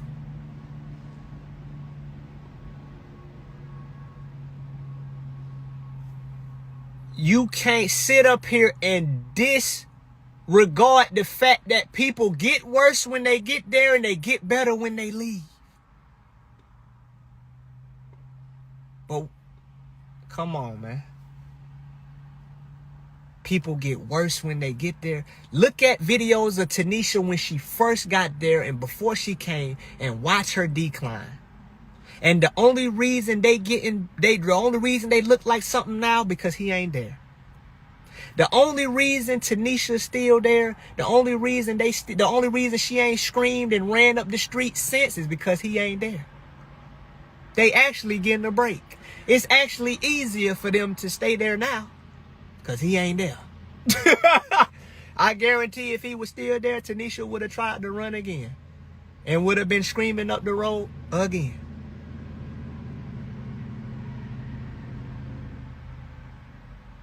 It's not if, y'all. I want to let y'all know. I'm not a licensed therapist. I'm not a psychologist. I'm just speculating. Charles Manson had such an influence on the women in his family that he convinced them to kill people, brutally murder people. And those women eventually came to their senses. So it's not even a matter of if. It's just a matter of when.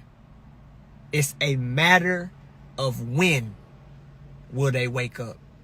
And one of the things that Charles Manson's family members said is that after 25 years, she's disappointed that Charles still refuses to take accountability for his role in the murder of those people. 25 years, Charles Manson is saying the same thing that the cult leader that I was involved in says the same thing. And when you look at cult leaders, they display the same characteristics. They have the same agendas. And Pete Gang, why did y'all know? I know y'all probably like, yeah, I knew that, but I didn't remember because I was young when Martin came out. Martin came out in like 93 and they ended in 97, so I don't remember it. But I didn't know until like yesterday that Martin had an episode where he was in a cult.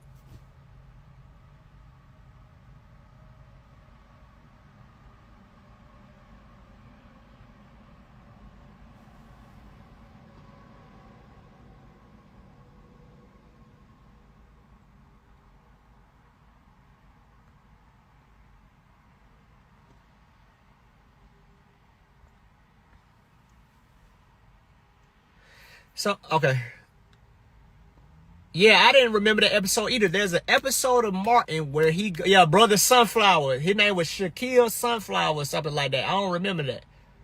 But I'm like, dang, people been knowing about this stuff for a minute. I just ain't never got into it. Yeah, he had that whole wig on. Half his head was in plaits. Somebody said, what if he get out? And I'll entertain it. I'll entertain the possibility that he gets out. But let's address the reality, because we ain't dealing with la la fairy tale land. 1, this is the state of Georgia.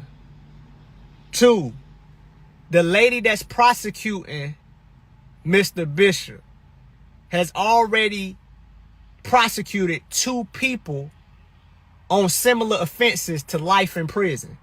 And she's an assistant DA. She's an assistant DA. When somebody indicts you, it is a good indication that they have enough evidence to move forward with a trial. Mr. Bishop has hundreds of videos against his own case. He has hours of phone conversations recorded on a jail line against his own case. And I'm just gonna mention her name briefly, but I want to be sensitive, and I'm not gonna mention her name because she might not even want to be pulled into this. But y'all know who I'm talking about. The victim, I'm gonna refer to her as a victim because I don't want to bring her name into it if she don't want to be involved in this, because she might need some time to breathe. But the victim, you can't use the victim's prior history as a means to discredit the potential that the act actually occurred. That's absolutely correct. And the state of Georgia did submit the R Shield. It's a law in which prohibits the defense and the defendant from bringing up the alleged victim's history to try to paint a picture and discredit her.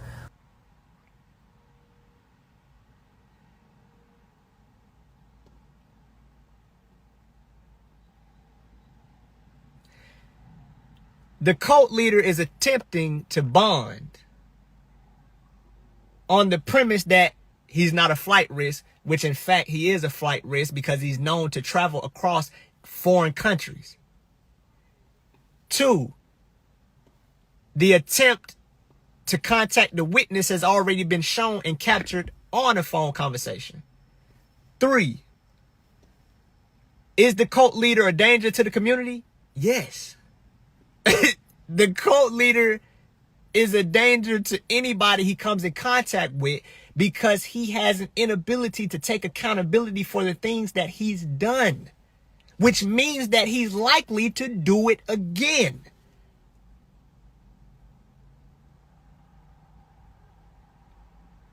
And because the cult leader's bond has been denied multiple times before and nothing has changed, why would the judge then therefore grant a bond, but the premises have nothing has changed?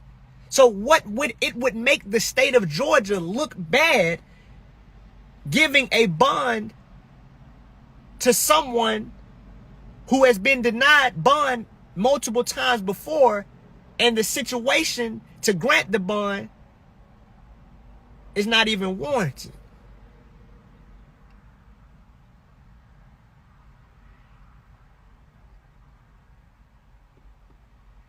And 2, let's say by some grand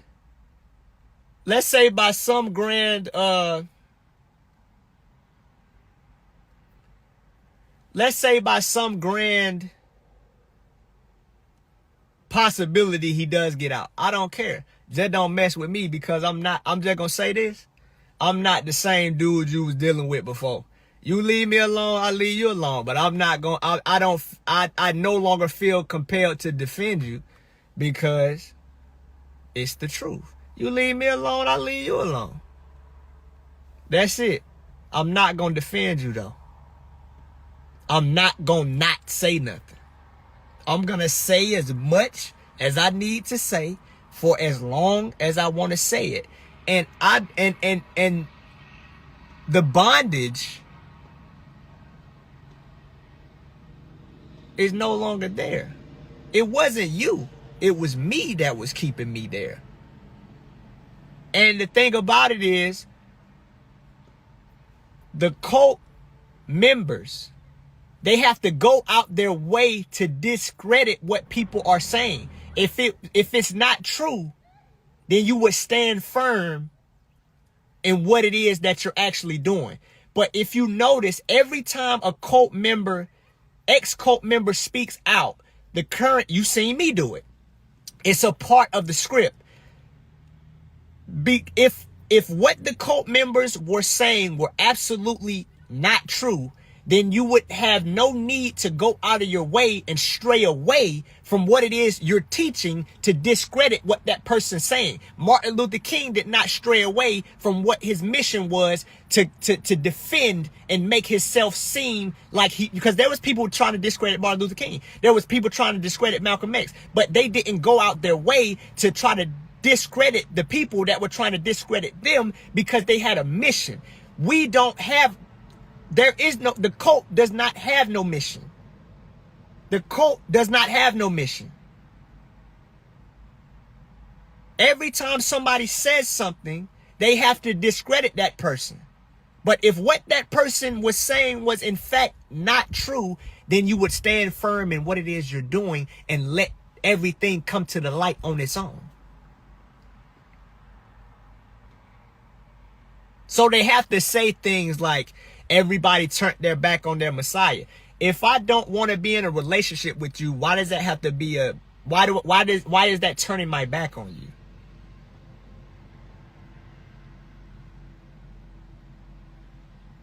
You lucky we stayed this long. You lucky we stayed this long. You lucky we stayed this long.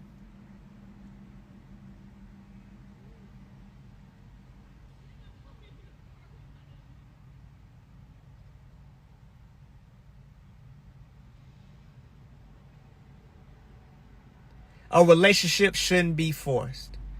If that environment was truly a loving environment, it would be, the response would be something like this.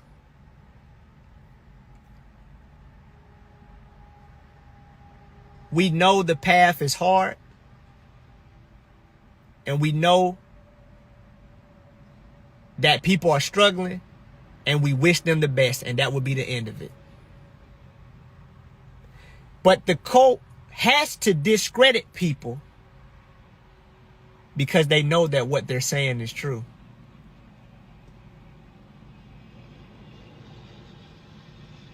And the cult doesn't have any specifics. They put everybody that leaves underneath the same umbrella. Disloyal, turn their back, cowards. You say the same thing.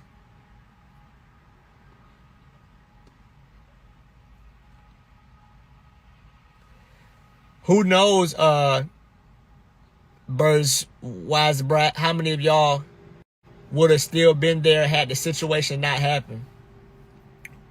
Who knows? Who knows? Who knows how long we would have tolerated that environment? Who knows? I'm a firm believer in everything happens for a reason. So there's a definite reason why Eligio Bishop was locked up April 2022 and still has not received a bond and is still sitting in DeKalb County Jail awaiting trial. I can only speculate.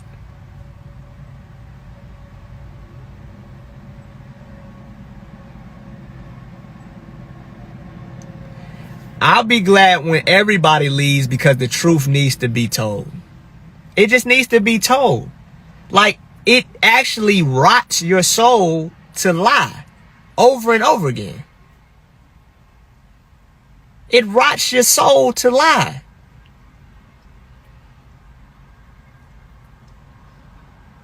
Why am I bad? Why everybody that leave is a bad person because they finally decided to tell the truth? It's not, they think, because they're so narcissistic, they think that it's about them. I'm doing this for my own soul because I don't want to lie no more. God dang. Everybody that leaves is reduced to a bad person because telling the truth makes y'all look bad. Telling the truth makes the cult look bad. But we shouldn't have been doing it. We shouldn't have been doing it. We shouldn't have been doing it.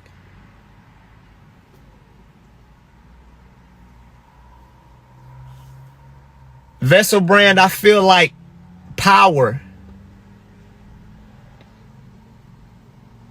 I feel like people who felt powerless their whole life, once they get a taste of power, it consumes them. Power is supposed to be introduced gradually. I feel like the cult leader, because he felt powerless his whole life, I'm speculating. I'm not a therapist. I'm not a licensed therapist. I'm not a certified psychologist. I'm just speculating. I feel like the cult leader, there's no way he had any real power in his life. And that small drop of power corrupted him.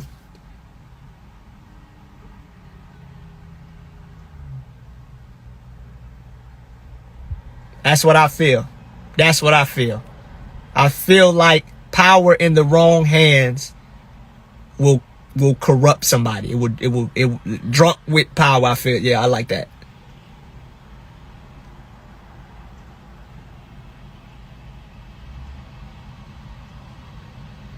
That's what I feel. It could be deeper layers than that an actual psychologist would be able to pinpoint and break down. But Yeah, I feel like power was the drug vessel brand. I feel like power and the need for attention, because only somebody that's insecure has to go out of their way to validate who they are.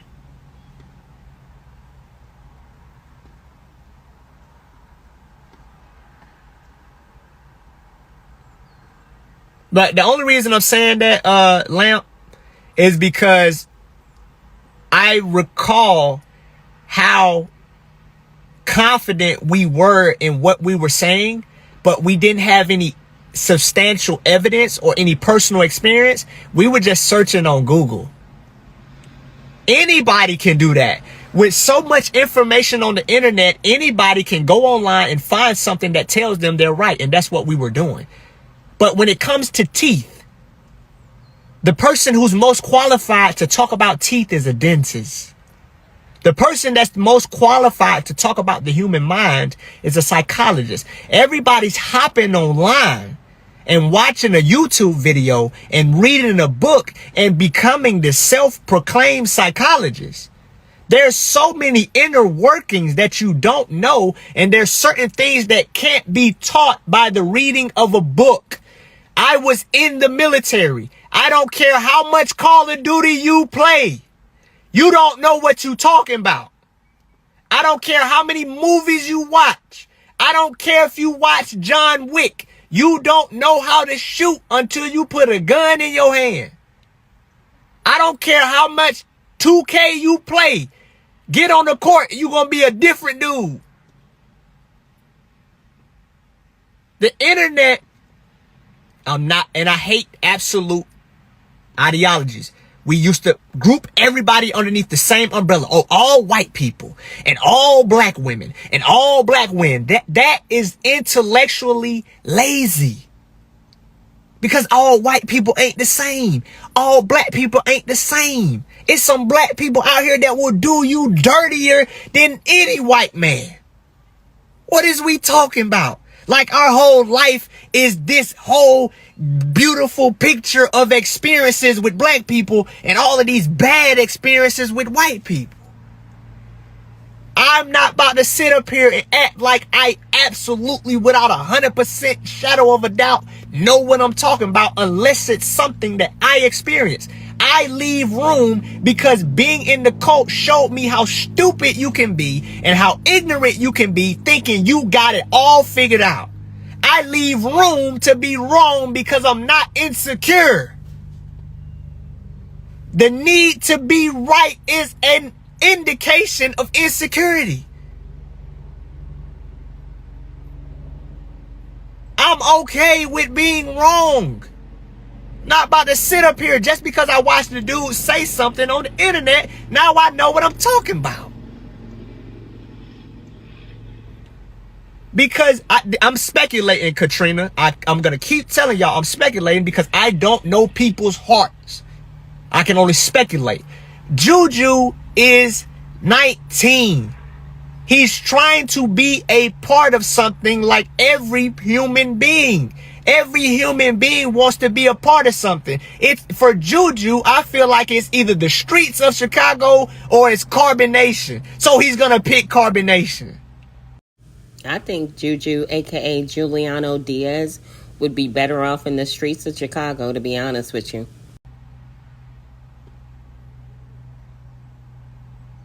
I already explained to Juliano that he wasn't even a factor in us moving forward. You are expendable, Juliano.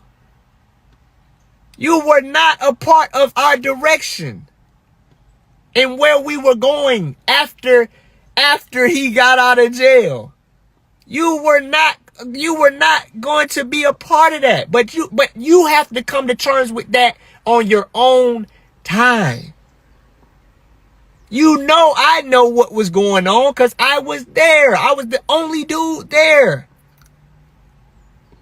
You was not a part of our plans. But if you need something to believe in because it keeps you out of the streets of Chicago, then do that, man. Then do that. Be a part of something that you feel like is positive, but you know it's not positive because you've seen what goes on there.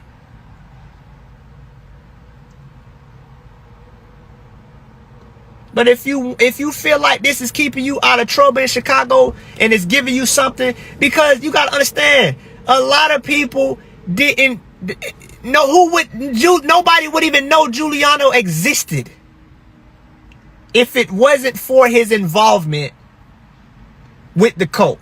And that was another thing that was used to prevent people from speaking out, is that, oh, nobody would have known who you are. I refuse to accept that. I know me because I've been me longer than anybody. This was not the only opportunity for me to be something. It just so happened, and let's not act like the members weren't a major part. This is my life too. This is my life too. Just as much as it's a part of the cult leader, the cult members, it's just as much of their life as it is the cult leader's life. So let's not act like this is all your life and that people were just watching for you, because people were concerned about the cult members as well. We made the music as well. We were a part of the cult as well. So this is not just the cult leader's life, this is our life as well.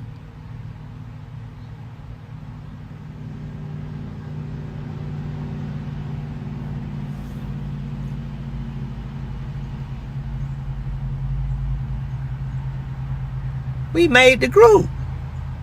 That's like saying, oh, the basketball team, it ain't the basketball team, it's the coach. So, come on, man. Come on. I refuse to let somebody take away my participation in the involvement and the success of the group. So-called success of the group.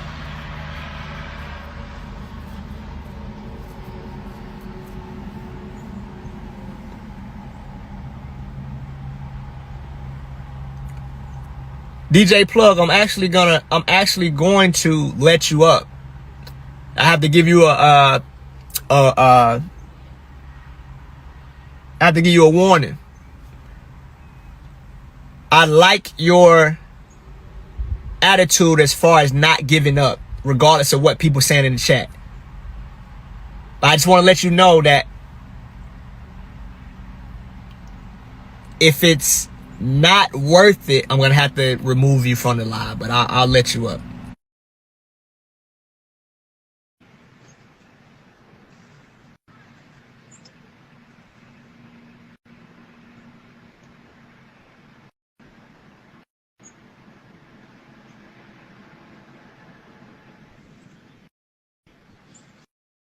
But I tried to let you up.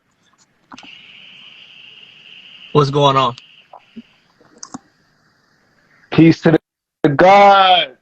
Hey, yo, true. I know you want something different. I know you want some different stuff, bro. I already know. But listen, I just want to say something to you, bro.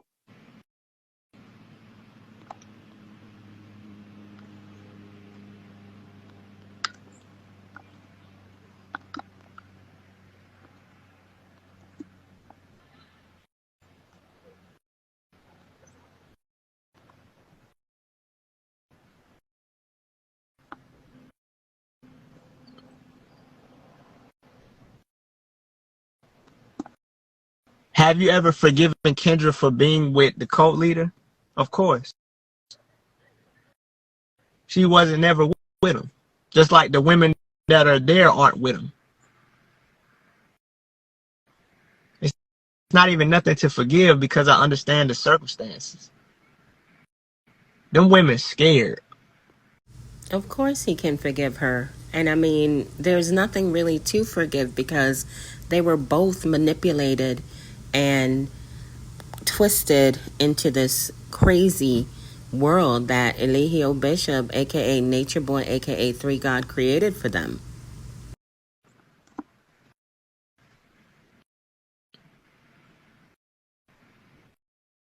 Them women scared, man. when you around a group of men that you don't know what they gonna do, I don't blame them women for being cooperative. I don't blame women for being cooperative because you don't know what we in the mind state we was in. You don't know what we would do. So as a woman, I understand why they're so cooperative in that space, because we had turned aggressive, we had turned violent, we was off our rockers, and even though I'm not about to sit up here and exclude myself to make myself look better. At one point I was just as crazy as the cult leader. I'm not about to sit up here and make it seem like y'all gotta give me a pass. I want y'all to hold me accountable for everything. I don't want no pass. I'm not looking for no pass. It's not what I'm here to do. I'm not here to remove myself and, oh, look at him, but I didn't do anything. Nah, I was just as at one point I was fully in. I would believe everything he was saying.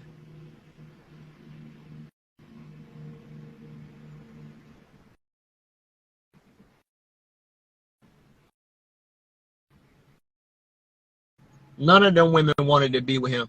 Nobody came there to be with him.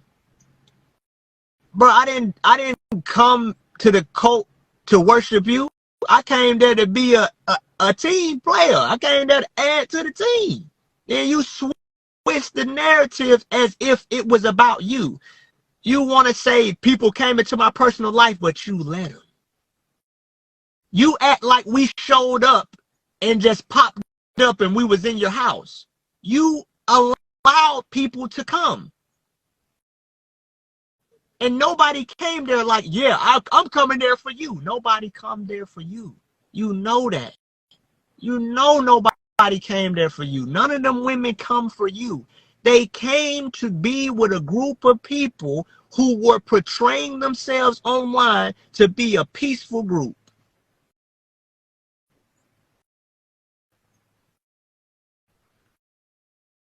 Queen Liz, they're living in La La Land. They have locked themselves in an interpretation of reality as told by the cult leader.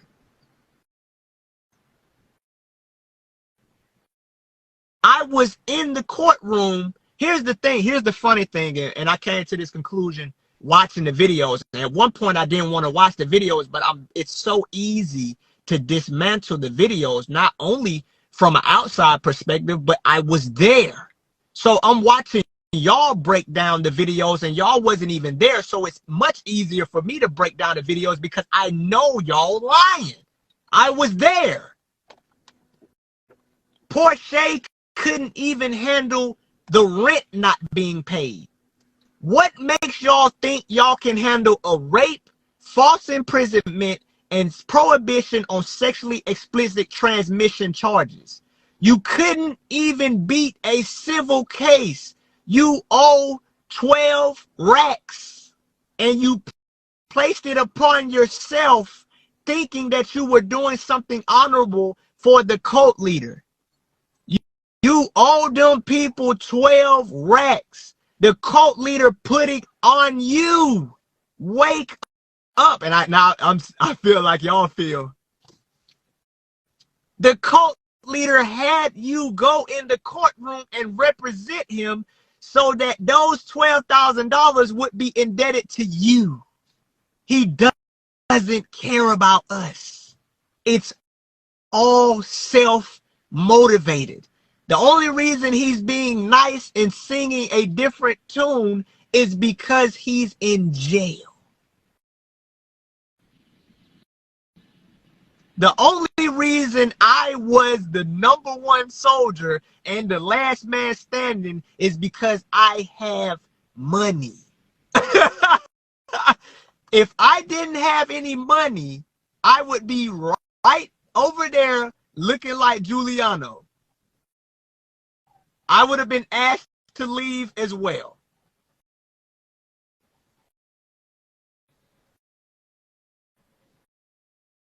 Y'all are trying to break down a rape case, and you couldn't even defend a civil case when it came to landlord-tenant. You lost a landlord-tenant case, but you're sitting up here breaking down a rape case, which is a serious felony that lawyers charge $80,000 to even consider. To even get started, they're charging 30 to 100 racks, and you're trying to break it down as an unqualified lady off of the street. You couldn't even defend a civil case. Why are you now qualified to defend a serious felony, multiple felonies? There's reality, and then there's cults. And cults always exist outside of reality. But reality has a funny way of coming back to you. This is not a game. And I don't blame those women because I know what they got going on. They will eventually break that pattern once reality hits. They have to. If Charles Manson's family can break out of that, being so convinced to kill somebody, they can too.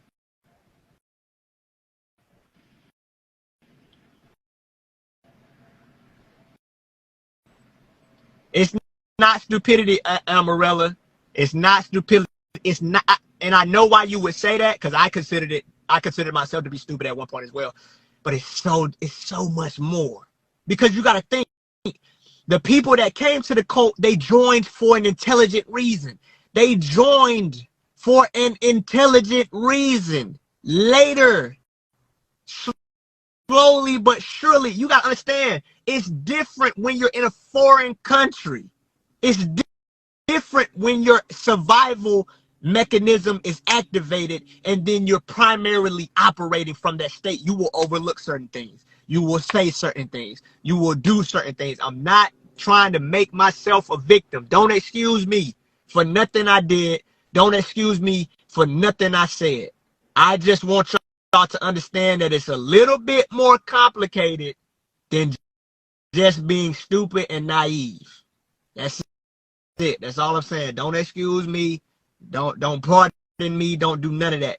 Whatever you feel about me, I want you to be honest about how you feel because I know what it's like to be fake and I hate it. If you feel like I'm lying, if you feel like I'm fake, if you feel like I'm just as bad, then feel those feelings and be honest about those feelings. I can't tell you you can't feel how you feel. Exactly, Queen B.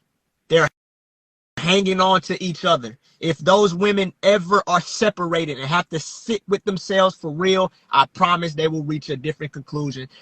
Tanisha will be reactivated because she's still there. She's just underneath. She's hiding behind Malia.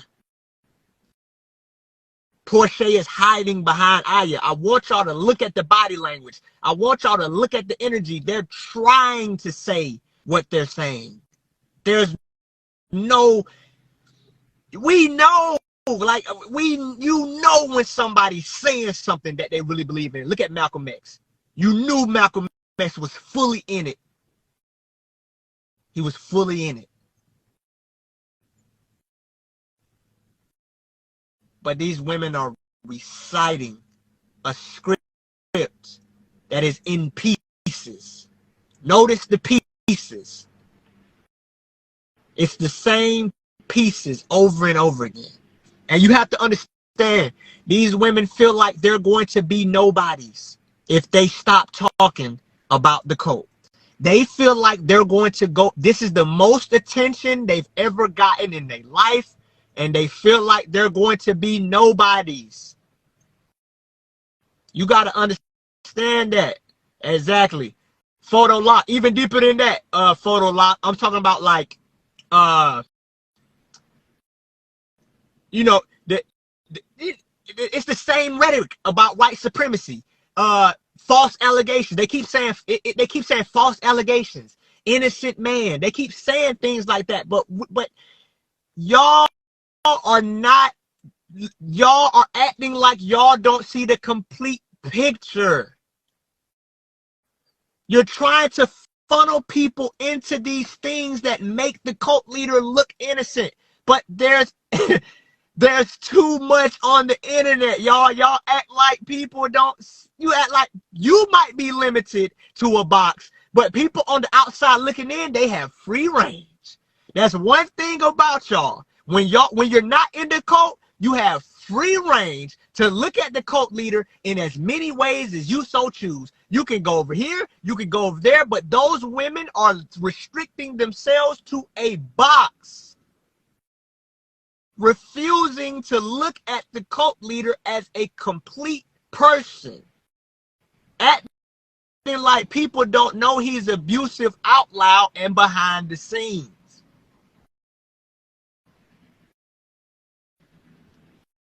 And I'm not even going to go into, I'm not going to speak for Portia. I'm not going to speak. I'm not going to speak for Jayon. I'm not going to speak for Kayla. I'm not going to speak for Tanisha, because I'm looking forward to them speaking their story and letting that situation go. I can't wait for Tanisha to tell what really happened. I can't wait for Aya to tell how she really feels. I can't wait for Kayla to tell what really happened.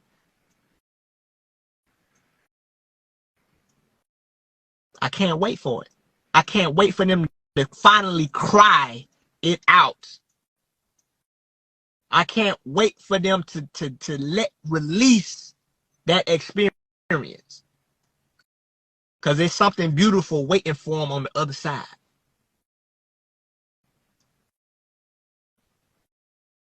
That's funny, ain't it, babe? It's ironic that the ones abused the most are the last ones to remain. That's usually how it go. And it's gonna be and see, y'all are watching this because it could have been your sister. This is somebody's sister. This ain't Aya and Ephraim. This is somebody's daughter. See, y'all can turn it off. That's one thing that hit me about my family and the impact I had on my family. Y'all can turn it off.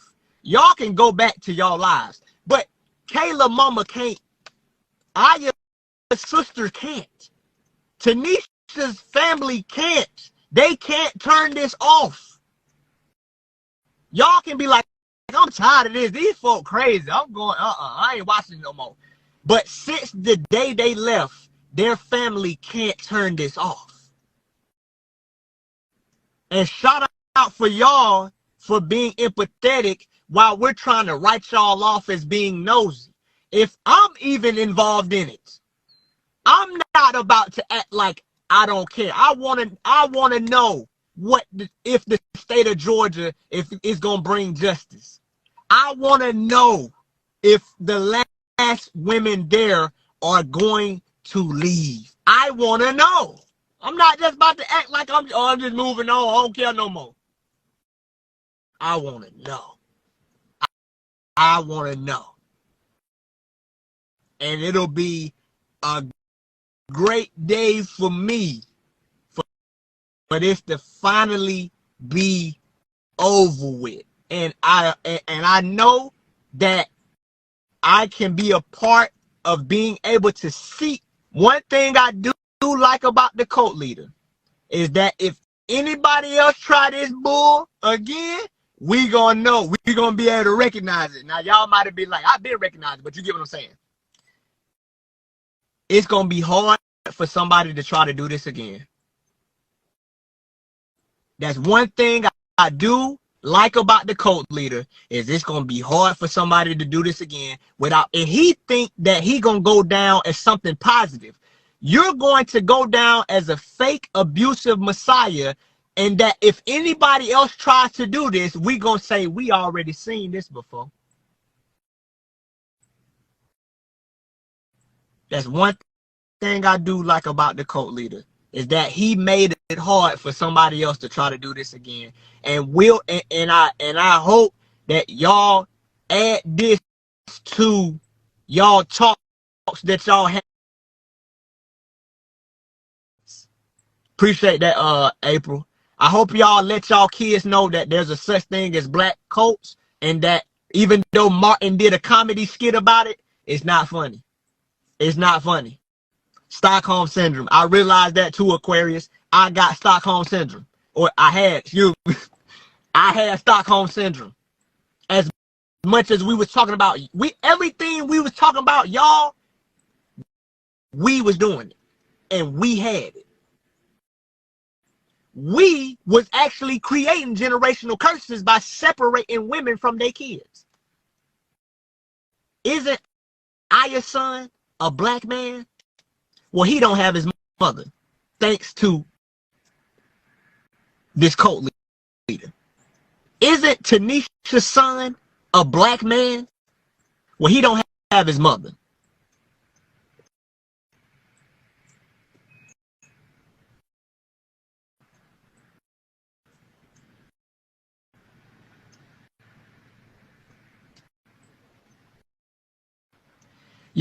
Yeah, but my thing is though, Anthony, is that ruthless can be wrote off as just the idea. It can be wrote off as, oh, just the idea, it's just a show. But this, I want, and that's why I did the interview. That's why I did the interview. I'm gonna keep doing interviews because I want people to know that this wasn't a game. We wasn't acting. We wasn't playing a game. This wasn't no joke. And we are regular, everyday people. And we got caught up in something that I hope nobody never, ever get caught up in. Ever. I don't want you to have to look at your daughter online wondering why she can't see what you see. I don't want to see your son online. I don't want your kids to put you through what I put my family through. While we over here talking about generational curses and family, we got our family can't even sleep at night. Our family didn't stop wondering if we was okay, even though we stopped thinking about them.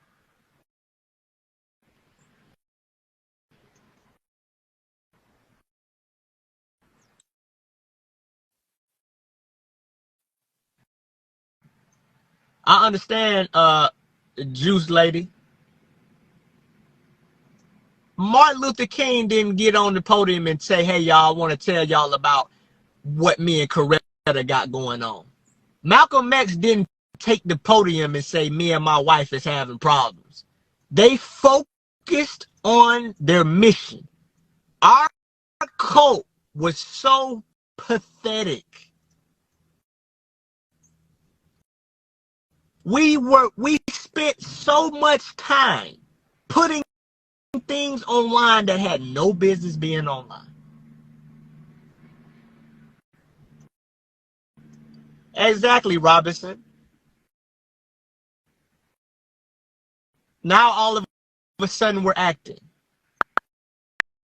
And the best, shout out to the T, because I looked at her work. That's a lot of work this lady is putting in for free. For free. Her documentation is going to be a major role in properly getting people to understand what happened, because it's a lot. It's a lot, man. It's a lot to the point where I'm trying to catch up. Believe it or not, y'all, I'm trying to catch up. It never started off as something great, Juice Lady, because something that starts off great stays great. It never was great. That's the thing. There's what was going on, and then there was what was promoted. It never was great. Let's get that narrative straight. When something starts off great, it stays great. Even if it goes through processes of failures, even though it goes through processes of not being able to have everything right, it was never great. The promotion might have been great, but something that starts off great, it stays great. It was never great.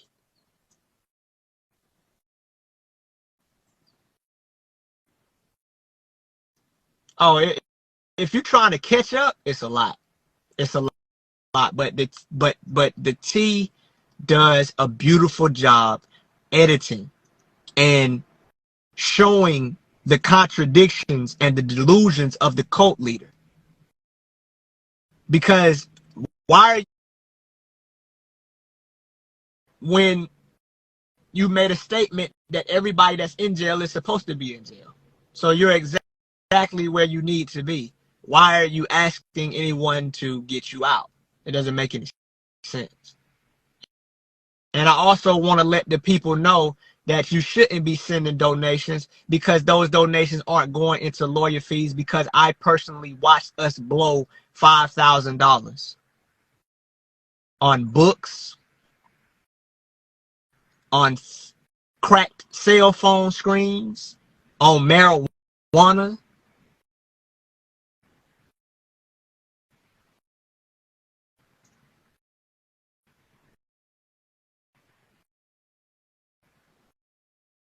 Why are we asking for donations for lawyers' fees when we get the donations, they're not going to the lawyer?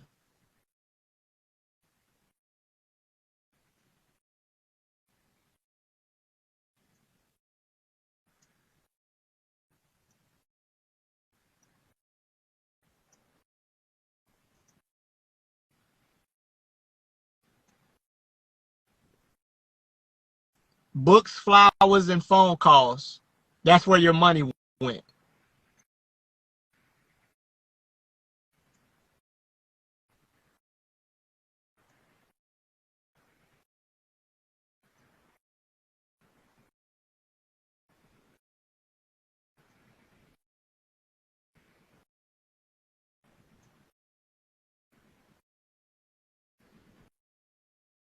You have to understand, the cult leader is like a child, like a little boy. When everything was going good and he felt like he was on top, he was saying anything and doing everything he wanted. Now that he's in a vulnerable position, now he needs your help. Now he's crying out to the spirit of the black woman. Before you went to jail, you were cursing the black woman out and calling her a whore, and I'm not going to say the other word.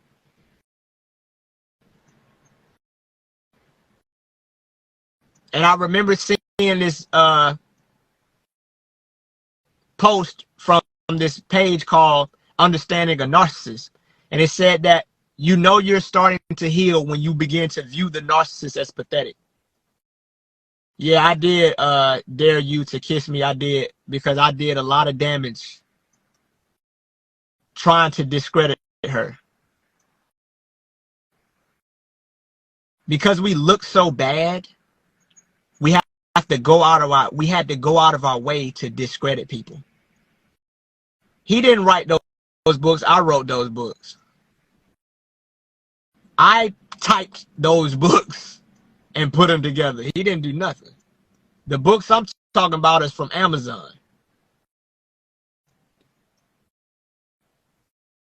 No, you can't expect people, and the cult leader is delusional. He is disconnected from humanity. That's why he's dangerous. You can't sit up here and call black women any and every name in the book when you're sitting nice and pretty in your home in Atlanta. And when you go to jail, now you're calling out to the divine feminine. They're not going to help you. Look at how you did them when you were in a position of power. They're not going to come to your aid now that you need them. You should have thought about that before you began degrading black women. I did it too. And like I said, I'm not asking anybody to excuse my past behavior. I'm going to display. This is my thing. Oh, I knew it was something.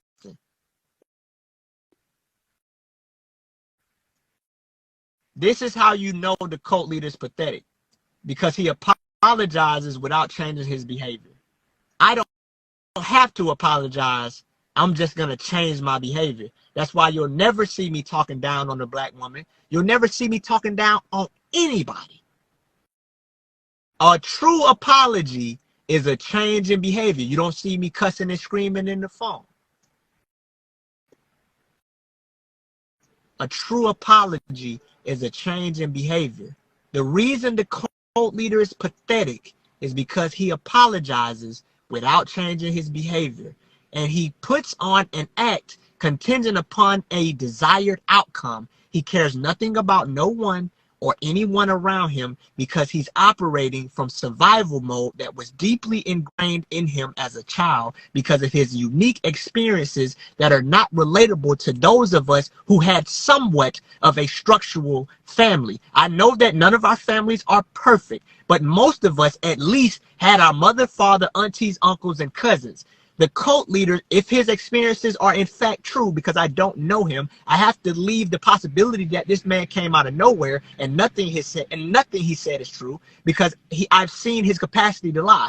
But the cult leader doesn't have the ability to connect because he's only operated in survival mode. So the only way he can look at people is an opportunity to survive. That's why you have to stay away from him. It has nothing to do with disloyalty. I have to stay away from you because you are not healthy to be in a relationship with, because you don't know how to connect to people. You only see them as assets and liabilities. When love becomes business rather than a natural human expression of empathy, you have a problem on your hand. When somebody looks at you as an asset or a liability, that means that they will do things contingent upon what's best for them without considering how it's going to make you feel. The cult leader has to say things like "I love myself" over and over again to convince himself and those watching. He has to say "I have a big heart" because his actions do not make it go without being said. That is what the verbiage, the verbal diarrhea, is an attempt to convince you verbally of something that is not being shown in their actions. Martin Luther King never said "I'm a good person." He said "I have a dream." Malcolm X never said "I'm a good speaker." When you are something, you embody it, and there's no need to convince nobody because it's in everything that you do. I don't have to say I'm healthy. You can see it in my eyes, in my skin, in my teeth. Somebody doesn't have to tell you they're unhealthy. You can see it in their body language and their energy and their movements. The cult has to use words because the actions don't speak for themselves. And sorry, excuse me for being late for something that y'all have seen this whole time. And I realized that I projected onto the cult leader. I projected who I was onto him.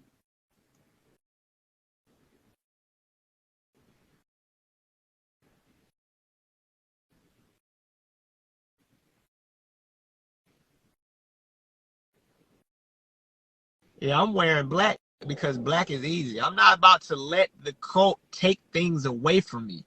I'm not wearing black because I have cult residuals. There's plenty of, what's his name? I think his name, John, is it John Wayne? There's plenty of celebrities and iconic figures who wore all black. I'm wearing all black because I'm a minimalist. I don't know if y'all know who the minimalist is, but if you look at the minimalists, they wear all black too. They wear black shirts and jeans, but they just wear black. It's a minimalist thing. That's why I wear it.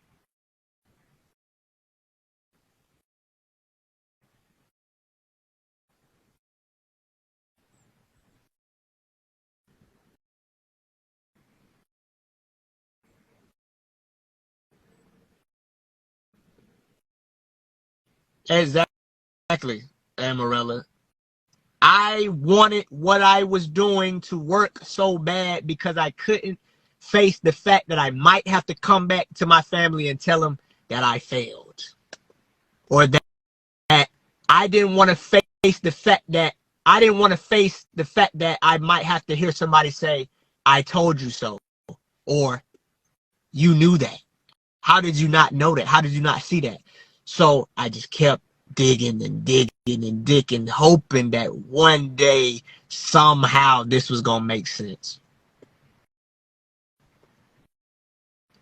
That's a good question, Hillies.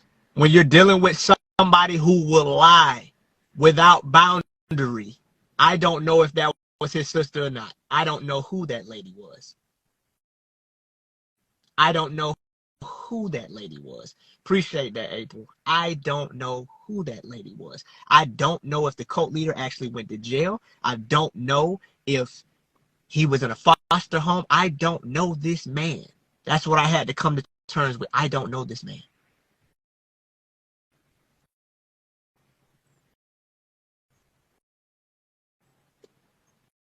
No, nobody. Exactly, Auntie Nana. No, the response that I was afraid of never happened. My family welcomed me back in like nothing happened.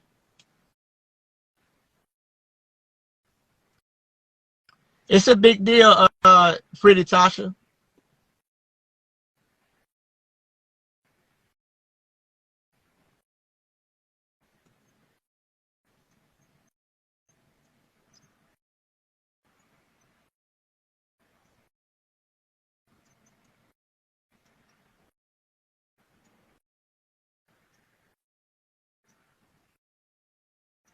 Definitely. But it was good talking to y'all, man. Really good talking to y'all. I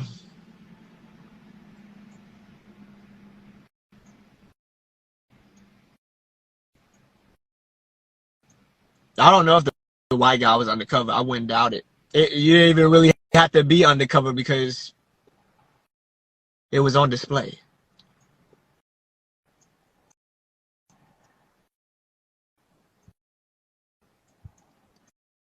But I'm gonna save this. I'm gonna save it for because I know the T might get it, but I don't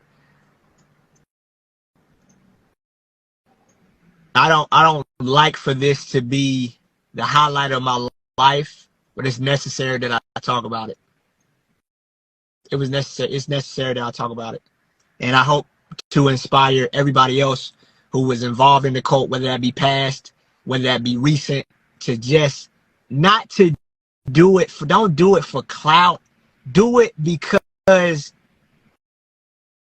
you need to break past the fear of what people are going to think about you.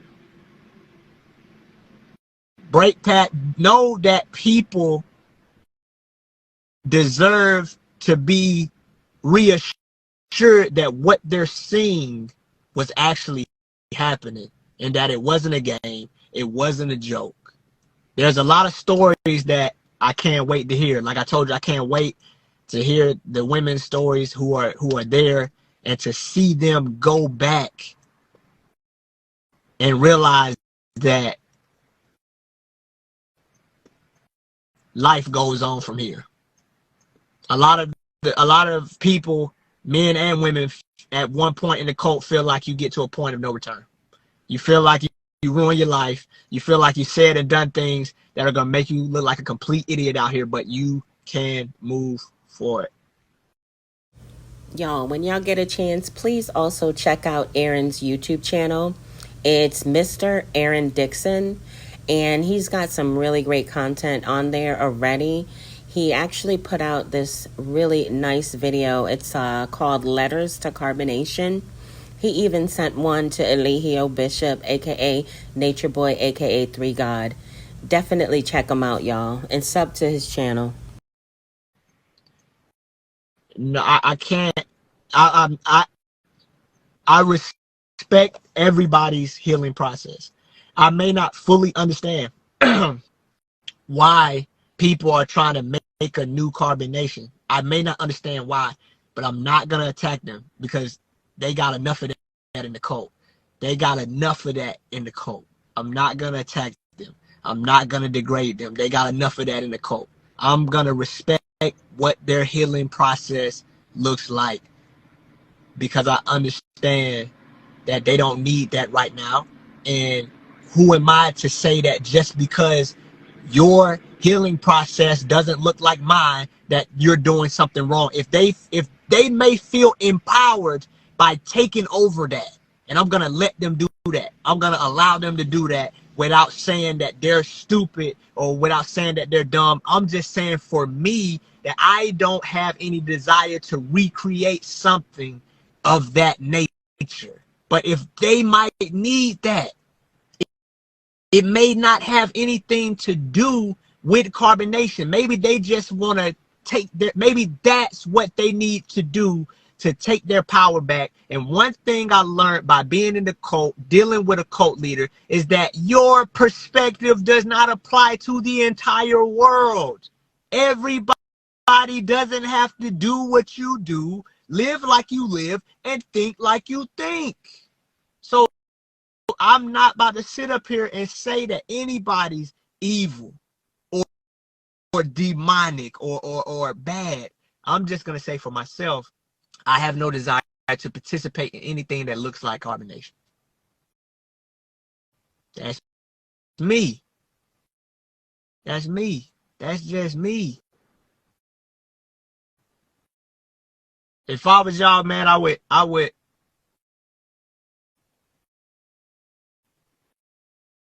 Velvet going through a lot, man. Courtney going through a lot. Everybody going through a lot, man. And I'm not asking for no special privileges. I'm just asking, before we condemn, because I condemned y'all on the other side of the phone for 4 years, not even getting to know y'all, not even to understand what y'all going through. So I just ask that everybody, let's choose empathy first before we go with judgment, because judgment is easy. Opinion is easy, but empathy requires you to put yourself in that position without reaching a conclusion so quickly. That's it, man. I know it look crazy, but I would say that let's go with empathy. And I'm gonna lead by example. I'm gonna say that if they gotta start a new carbonation to heal and to feel empowered, do it. I can't tell you. Somebody been telling you what to do for the last 4 years. You don't need no more of that. You need to do what you need to do and what feels right. And this might just be a chapter that they need to go through to heal this situation. And I'm not going to take that away from them, man.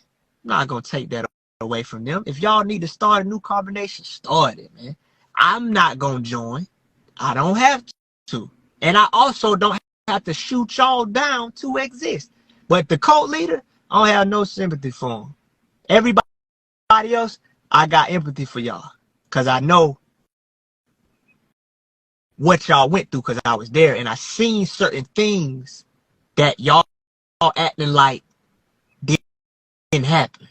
And I got empathy for y'all. But the cult leader, he don't need to be around nobody. Because he's beyond repair. He's 40. He beyond repair. If he gonna repair himself, he don't need to be repairing himself with other people. He need to be by himself. He needs serious psychological help. And you don't get to say that you healed. He just decided in himself, oh, I figured myself out. Man, you ain't have no mama and no daddy, dude, if that's facts. If that's true. That mess with you, dog. I don't care how much you want to act like you sucking your thumb and loving yourself. You sick, bruh. Just like everybody else out here. The difference is you're trying to make it seem like you fixed yourself. And you're having an inability to see how the mentality you've now developed is harming others. And you have helped nobody. And the fact that you can't see that makes you dangerous. And you don't need to be around people. That's it, man. Just stay away from folks, man, and talk to people that actually have had families on what a family look like. Talk to people that actually have had real relationships on what relationships supposed to look like. The fact of the matter is that anybody who doesn't want to listen to how somebody else feels, but rather wants to tell them how they feel, is showing that they have an inability to relate in itself.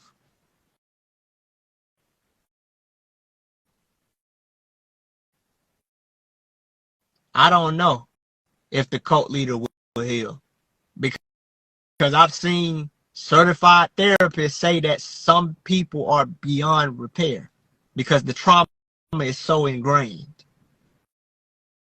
My thing is I won't be a part of that healing process because I've already seen this person is so far disconnected from people that they've literally created their own world in their mind. That's a survival tactic. When you feel like you've been rejected by the world, you naturally start creating your own. My thing is, I won't be a part of your healing process because I've already seen that you may be incapable of repair. That's all. I appreciate y'all, man.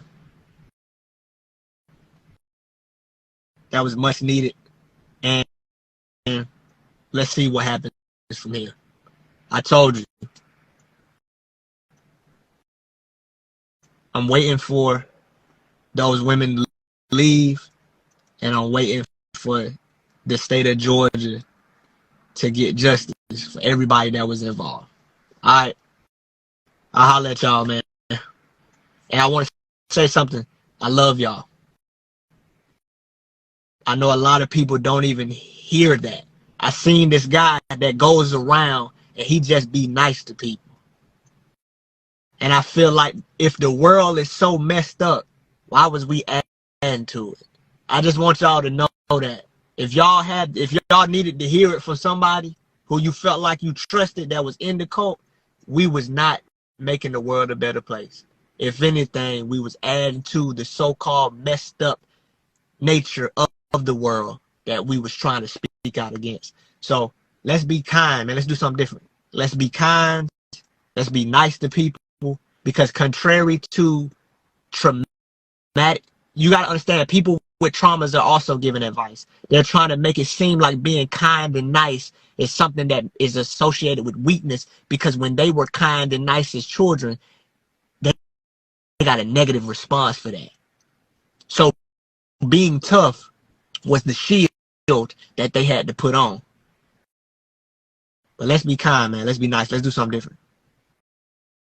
I feel like I'm no better pointing out what's wrong in the world if I'm not gonna do anything to help fix it. And I got a podcast. We got a podcast. Me and Kendra got a podcast already. It's if you click on the link tree in my Instagram bio, it'll say podcast. It'll have like a art picture of me and her face. We do got a podcast. So if y'all want to subscribe to it, everything is on the link tree. But holla at y'all, man. All right, y'all. I hope you enjoyed this video as well as my commentary. Be sure to drop a comment, smash that like button, and share. Guys, I want to give a warm welcome to all of my new subscribers. Hey, y'all. Welcome to the channel. And to all of my OGs, my day ones, my ride or dies, y'all know who y'all are, and y'all also know what it is. Big up yourself. We in the building with it.